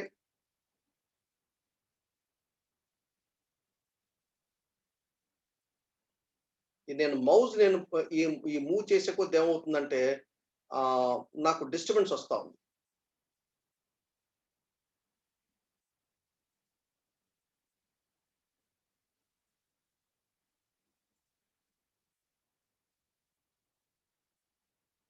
లిమిటెడ్ హీలింగ్ 2 తిమోతి 4వ అధ్యాయము 20వ వచనంలో కూడా మనం చూస్తున్నాం. ఐ థింక్ ఆన్ చేసి వదిలేసి వెళ్ళిపోయినట్టున్నారు. పిల్లలు ఎవరో హ్యాండిల్ చేస్తున్నారు. కొంచెం కేర్ఫుల్ గా చూడండి దయచేసి. 2 తిమోతి 4:20. ఎరస్తు కొరింథులో నిలిచిపోయాను, త్రోఫిము రోగి అయినందున అతన్ని మిలేతులో విడిచి వచ్చితిని. త్రోఫిము కూడా రోగిగా ఉన్నాడు, ఆయనకు స్వస్థత కలగల. 2 కొరింథీ 12వ అధ్యాయం 7-10 దాకా చూస్తే అసలు పౌలుకే ఒక ముళ్ళు ఉంది. ఆ ముళ్ళు గురించి బైబిల్ పండితులు రకరకాలుగా చెప్తారు. దేవుడు ఏమన్నాడు? నా కృప నీకు చాలు అన్నాడు. కాబట్టి healing is a limited healing. It is not all. అంటే ఒక హీలింగ్ ఆఫీస్ అనేది ఓపెన్ చేసి అది ఒక డ్యూటీ లాగా వచ్చినందరినీ హీల్ చేయలేదనే విషయాన్ని మనము గుర్తుపెట్టుకోవాలి. అయితే లేదు అంటే అబ్సల్యూట్ గా లేదని మనం చెప్పట్లేదు. ఏం చెప్తున్నాం అంటే it is possible for healing particularly in the process of preaching gospel. Marks వార్త 16వ అధ్యాయంలో రాయబడిన మాటను మనం అక్షరాలుగా నమ్ముతాం. అక్కడ ఏమన్నాడు? మార్క్స్ వార్త 16వ అధ్యాయంలో ఆ విషయం నేను చదువుతాను చూడండి. మొత్తానికి లేవు, కంప్లీట్ గా లేవు అని మనం అనట్లా. అది దేవుని ఇష్టం, అది ఆయన చేస్తే చేస్తాడు. కాకపోతే ఈ హీలింగ్ అనే ఒక ఆఫీస్ లాగా పెట్టుకొని, ఒక డ్యూటీ లాగా పెట్టుకొని, నాకు హీలింగ్ చేసే కృపావరం ఇచ్చాడు కాబట్టి నేను చేస్తాను, ఒక ఆఫీస్ లాగా పెట్టుకొని చేస్తాను అనేది లేదని చెప్పి మనం అంటున్నాం. మార్క్స్ వార్త 16వ అధ్యాయంలో ఏమన్నా అంటే ఆ కాంటెక్స్ట్ లో, ఏ కాంటెక్స్ట్ అది? మీరు సర్వలోకానికి వెళ్ళి సర్వ సృష్టికి సువార్త ప్రకటించండి, నమ్మి బాప్తిసం పొందిన వాడు రక్షించబడతాడు, నమ్మని వారికి శిక్ష విధించబడుతుంది, నమ్మిన వారి వలన సూచక్రియలు. ఏమిటి సూచక్రియలు? నా నామమున దయ్యములను వెళ్ళగొడతారు, కొత్త భాషలు మాట్లాడతారు, పాములను ఎత్తి పట్టుకుంటారు, మరణకరమైంది తాగిన వారికి ఏమి హాని కలగదు, రోగుల మీద చేతులు ఉంచినప్పుడు వారు స్వస్థనుందరని వారితో చెప్పాను. ఈ మాట పట్టుకొని కొంతమంది సువార్తను నమ్మని వాళ్ళు, యేసుక్రీస్తును రక్షకుడిగా ప్రభువుగా ఎరగని వాళ్ళు, దాన్ని విశ్వసించని వాళ్ళు ఎగతాళిగా చెప్పే పాయింట్ ఏంటంటే, ఏమండి మీరు యేసుప్రభువుని నమ్ముకున్నారు కదా, మీ బైబిల్లో ఇలా రాయబడింది కదా, మీరు పాములు పట్టుకోండి, మీరు బైబిల్ చెప్పేది కరెక్ట్ గా పాములు పట్టుకోండి అంటున్నారు. కానీ వాళ్ళు ఏం చేస్తున్నారంటే టెక్స్ట్ ను కాంటెక్స్ట్ లో నుంచి తీసి మాట్లాడుతున్నారు. కానీ బైబిల్ ఏం చెప్తుందంటే టెక్స్ట్ కాంటెక్స్ట్ రెండు కలిసే వెళ్ళాలి. ఏ కాంటెక్స్ట్ లో చెప్తున్నాడు? సువార్త ప్రకటించే నేపథ్యంలో, సువార్త ప్రకటించే కార్యంలో ఇవి జరగచ్చు అంటే ఖచ్చితంగా జరుగుతాయి అని చెప్పలా, ఈ సూచనలు ఉంటాయి అన్నాడు. దాని కింద చూస్తే ఇంక మనకి ఇంకా బాగా అర్థమవుతుంది. 20వ వచనం. వారు బయలుదేరి వాక్యమంతటా ప్రకటించరి, ప్రభువు వారికి సహకారుడై ఉండి వెనువెంట వచ్చిన సూచక క్రియల వలన వాక్యము స్థిరపరచుచుండెను. వాక్యము స్థిరపరచడానికి ఇవి జరిగినాయి. ఏ కాంటెక్స్ట్ లో? స్వార్థ ప్రకటించే కాంటెక్స్ట్ లో. అది ఇప్పుడు కూడా జరిగే అవకాశాలు ఉన్నాయి, అబ్సల్యూట్ లేవు అనేది మనం చెప్పట్లేదు. అద్భుతములు 5వది 1 కొరింథీ 12వ అధ్యాయము 1 కొరింథీ 12వ అధ్యాయము స్వస్థపరచ నేను చదువుతాను చూడండి. మరి ఒకనికి ఆత్మనుడ విశ్వాసము అది చూశాము, మరి ఒకనికి ఆ ఒక్క ఆత్మనుడ స్వస్థపరచువరము అది చూశాము. 10వ వచనం. మరి ఒకరికి అద్భుత కార్యములు చేయు శక్తియు. అద్భుత కార్యములు, దాన్ని కూడా మనం ఏం చేసామంటే టెంపరల్ గిఫ్ట్ పెట్టాం. ఏంటి మెరకల్ అంటే? అద్భుత కార్యం అంటే which cannot be explained by nature or scientific laws, therefore attributed to supernatural God. అంటే మానవాతీతమైన కార్యములు, మనుషులు చేసే నార్మల్ వర్క్స్, చమత్కారాలు కాదుగా, మళ్ళీ అక్కడ జిమిక్స్ కాదు, అది మ్యాజిక్ కాదు, ఇట్స్ అ మెరకల్. ఏంటి miracle? Miracle that which is supernatural, which cannot be explained naturally or by scientific laws. కాబట్టి అది దేవునికే మనం అట్రిబ్యూట్ చేస్తాము. సాతాను చేయడా? సాతాను కూడా చేస్తాడు. ఎందుకంటే సాతానుకి ఇవ్వబడిన కృపావరం వెనక్కి లాక్కోలేదు దేవుడు. అయితే ఒక దినం వస్తుంది, ప్రకటన గ్రంథంలో రాయబడింది. బబులోను ఏ విధంగా సమూల నాశనం చేస్తాడో, అంటే సాతానును వారిని సంపూర్ణంగా ఆహ్, దేవుడు ఒలిచివేసినట్టుగా ఒలిచివేసి నరకంలో పడేస్తాడు. 20 అధ్యాయంలో రాయబడినట్టు. సో అంత మటుకు సాతాను కూడా చేస్తాడు. ఏర్పరచబడిన వారిని మోసం చేయడానికి వాడు కూడా చేస్తాడని రాయబడింది. కాబట్టి ఒక అద్భుత కార్యం జరిగినప్పుడు, ఒక చమత్కారం జరిగినప్పుడు we cannot say that this is always from the God and God alone. No, not necessary. ఎందుకంటే మనకు ప్రకటన గ్రంథంలో చూస్తాము. ఆ తర్వాత కొన్ని మిగిలిన వాక్యాల్లో కూడా చూస్తే సాతాను కూడా చేసినట్టుగా కనపడుతుంది. కాబట్టి బైబిల్ ఏం చెప్తుంది, లేక మనమేం అర్థం చేసుకుంటామంటే, అద్భుత కార్యాలు అనే ఒక ఆఫీస్ ఓపెన్ చేసి మిరకిల్స్ చేసే గిఫ్ట్ నాకు ఇచ్చాడు నేను చేస్తాను అనటానికి కుదరదు. అది స్వార్థ ప్రకటనలో జరిగితే జరగొచ్చు.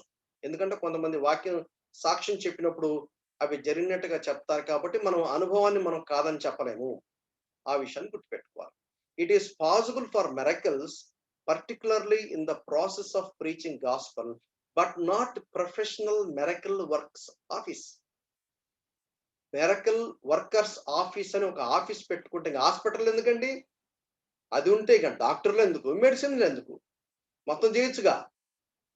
కొంతమంది సువార్తను అంగీకరించిన వాళ్ళు కూడా క్రైస్తవులను ప్రశ్నిస్తున్నారు. కాబట్టి మేమేం చెప్తున్నామంటే, ఈ మిరకిల్ వర్కింగ్ గానివ్వండి, లేక ఈ యొక్క స్వస్థపరిచే వరాలు గానివ్వండి, అది ఒక ఆఫీస్‌గా ఓపెన్ చేసి వచ్చినోళ్ళందరికీ చేస్తాము అని అయితే బైబిల్ చెప్పట్లేదు.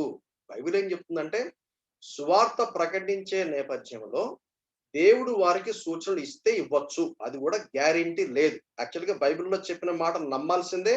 అది పరిశుద్ధాత్మ దేవుడు ఆ విశ్వాసాన్ని కలగజేస్తాడు. కాబట్టి నువ్వు దేవుడివైతే నాకు చూపించు, ఈ మిరకిల్ చెయ్యి అప్పుడే నేను నమ్ముతాను అనటం కూడా కరెక్ట్ కాదు. ఎందుకంటే సిలువ ఆకర్షిస్తుంది. నా తండ్రి వారిని ఆకర్షించుకోడు, వాడు నా దగ్గరికి రాడు. యోహాను సువార్త 6వ అధ్యాయంలో స్పష్టంగా రాయబడింది. ఆ తర్వాత మొదటి కొరింథీ 12వ అధ్యాయం కాస్త త్వరగా చూడడానికి ప్రయత్నం చేద్దాం. టైం అయిపోతా ఉంది. మనం ఎంతవరకొచ్చాము? ఆ! 10వ వచనం. మరొకనికి అద్భుత కార్యములు చేయు శక్తి, మరొకరికి ప్రవచన వరము. దాని గురించి చూసాం. ఆ తర్వాత మరొకనికి ఆత్మల వివేచన. ఇంగ్లీష్‌లో డిసర్న్‌మెంట్. ఆత్మల వివేచన. ఏంటి డిసర్న్‌మెంట్, ఆత్మల వివేచన అంటే? Supernatural ability to distinguish between demonic or human or divine spirits in other person. ఒక వ్యక్తి మాట్లాడుతున్నప్పుడు మేము చాలా సార్లు గమనించాం. సువార్త ప్రకటించేటప్పుడు చాలా సార్లు నార్మల్‌గా చాలా నవ్వుతూ మాట్లాడతారు. వెంటనే అర్థమైపోద్ది. ఈ వ్యక్తి మాట్లాడుతున్నాడు. ఈ వ్యక్తి వెనక there is an evil spirit.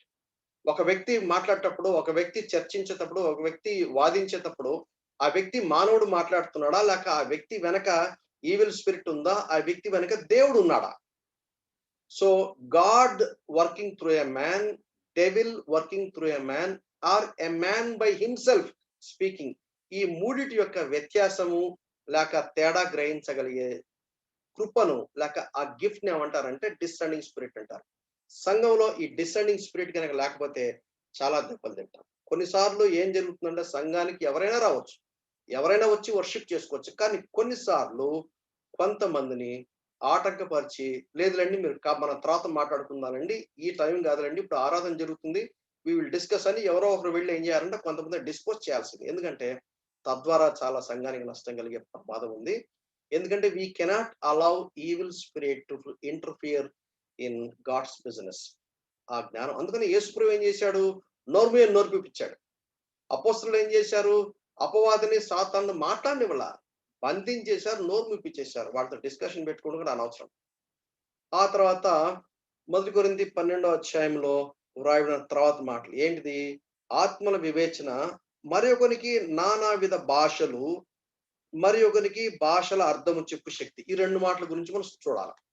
భాషలు, భాషల అర్థం. దీని గురించి ఇంకొక మనం నెక్స్ట్ టైం మనం స్టడీ చేసేటప్పుడు మనం డీటెయిల్‌గా మనం స్టడీ చేద్దాం.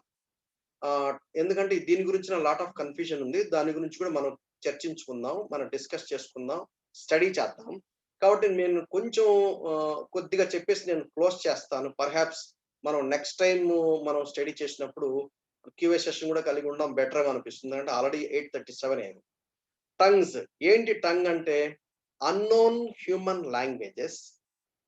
అంటే నాకు రావు, but they are the human languages. They are in use.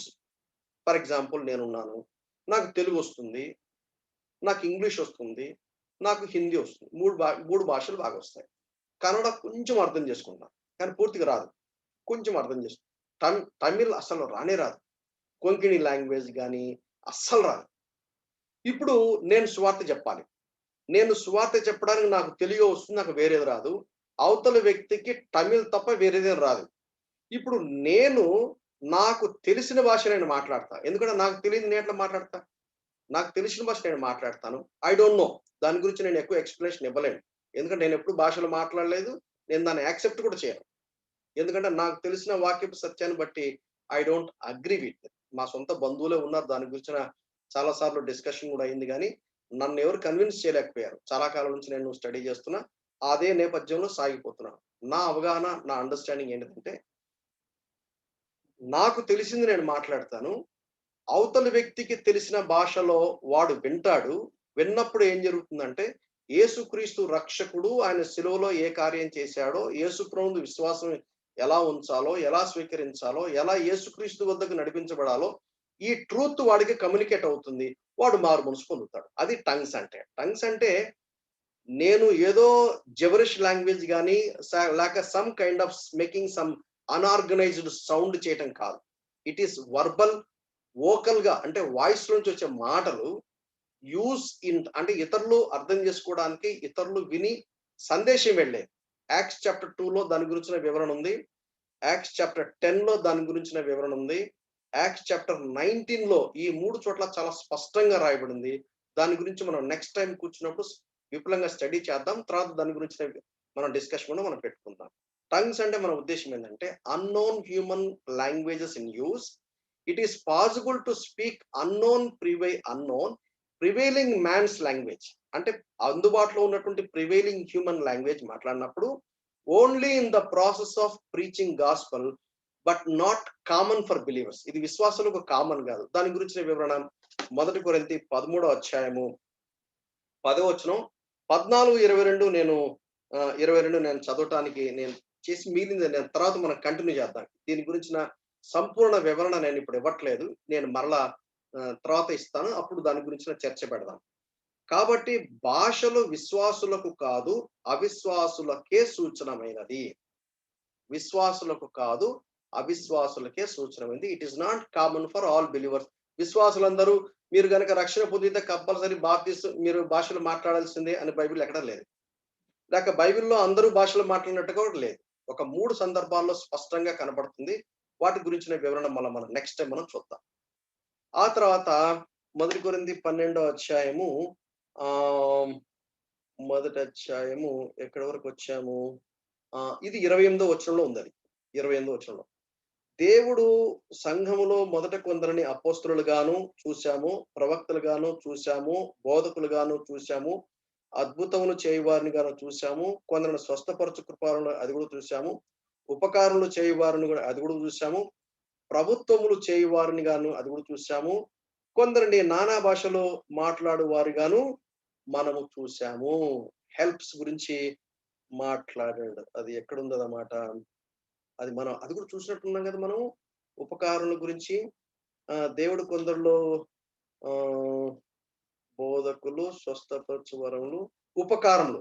Yes, ఇక్కడ మధ్యలో ఉంది. నేను కొంచెం స్పీడ్‌గా వచ్చి స్వస్థపరచు కృపావరములు గలవారు కొందరిని ఉపకారములు, హెల్ప్స్ ఇదివరకు చూసాం మనం. హెల్ప్స్ అంటే అది ఫిజికల్ హెల్పా లేక స్పిరిచువల్ హెల్పా, అది ఏదైనా అయ్యుండొచ్చు. మార్క్ గురించిన ఎగ్జాంపుల్ చాలా వివరంగా మనం చూసాం.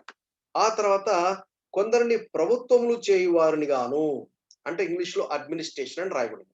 అక్కడ రాయబడిన మూల భాషలో గనక చూస్తే అది షిప్స్ నావిగేట్ చేసే కాంటెక్స్ట్‌లో రాయబడిన మాట. అక్కడ పైలట్ అది చేస్తాడు. ఏంటిదంటే super natural ability to organise, administer and promote various affairs in the local church. స్థానిక సంఘంలో చాలా పనులుంటాయి. ఆ పనులన్నీ కూడా ఎలా ఆర్గనైజ్ చేయాలి, ఎలా అడ్మినిస్టర్ చేయాలి, ఎలా ప్రమోట్ చేయాలని చెప్పేసి ఒక టీమ్‌ని గైడ్ చేయటానికి ప్రభుత్వం చేసేవాడు, రూల్ చేసేవాడు, అడ్మినిస్ట్రేషన్ చేయటం అనేది కూడా అది గిఫ్ట్. ఆ గిఫ్ట్ లేకపోతే నానా గందరగోళ పరిస్థితులు ఏర్పడతాయి. ఆ గిఫ్ట్ ఉన్న వాళ్ళకి ఆ పరిచయం చూసి వాళ్ళకి అప్పగించాలి. మొదటి పేతురు 4వ అధ్యాయము 9వ వచనం. మొదటి పేతురు మన దాదాపు ముగింపుకొచ్చేసాము. మొదటి పేతురు 4వ అధ్యాయము 9వ వచనం. సణుగు కొనకుండా ఒకనికొకడు ఆతిథ్యము చేయుడి. ఈ ఆతిథ్యం చేయటం కూడా గిఫ్టే. అంటే వాళ్ళేం చేస్తారంటే, మనం ఉన్నాం ఇద్దరమే గదా! అని చిన్న గిన్నెలో వాళ్ళు జేసుకోరు. వాళ్ళకి కావాలని ఎక్కువ జేసుకుంటారు. ఎందుకు అంటే, వాళ్ళు ఇతరులకు పెట్టే మనసుంటది. ఒక బర్త్‌డే ఉందనుకోండి, ఆర్ఫన్స్ ఉంటారు, లేక విడోస్ ఉంటారు. అటువంటి వాళ్ళెప్పుడు వాళ్ళ మైండ్‌లో ఉంటారు. వాళ్ళు సెలబ్రేట్ జేసేది ఏం జేస్తారంటే, వాళ్ళ దగ్గరికెళ్ళి సెలబ్రేట్ జేసుకుంటారు. విడోస్ కానివ్వండి, లేక ఆర్ఫన్స్ కానివ్వండి, లేక పేదవాళ్ళు కానివ్వండి, లేక వాళ్ళ సంఘంలో ఉండే పేదవాళ్ళే కానివ్వండి, ఆ మనసు వాళ్ళకుంటుంది కాబట్టి వాళ్ళేం జేస్తారంటే, హాస్పిటాలిటీ. ఎవరినో ఇంటికి పిలుస్తారు. ఇప్పుడు అపోల్లో ఒక ఒక లెవెల్‌లో నుండి హయ్యర్ లెవెల్‌లో పోవటానికి అకుల ప్రిస్కిల్ల అనే వాళ్ళు ఏం చేశారంటే, ఆయన ఇంటికి పిలిచారు. ఇంటికి పిలిచి ఆయన బాప్తిస్మిచ్చి యోహాను వరకే తెలుసు. అయితే యేసుక్రీస్తు యొక్క సత్యాన్ని డీపర్ ట్రూత్స్ వాళ్ళకి బయలుపరిచారు. Hospitality. Hospitality is very important.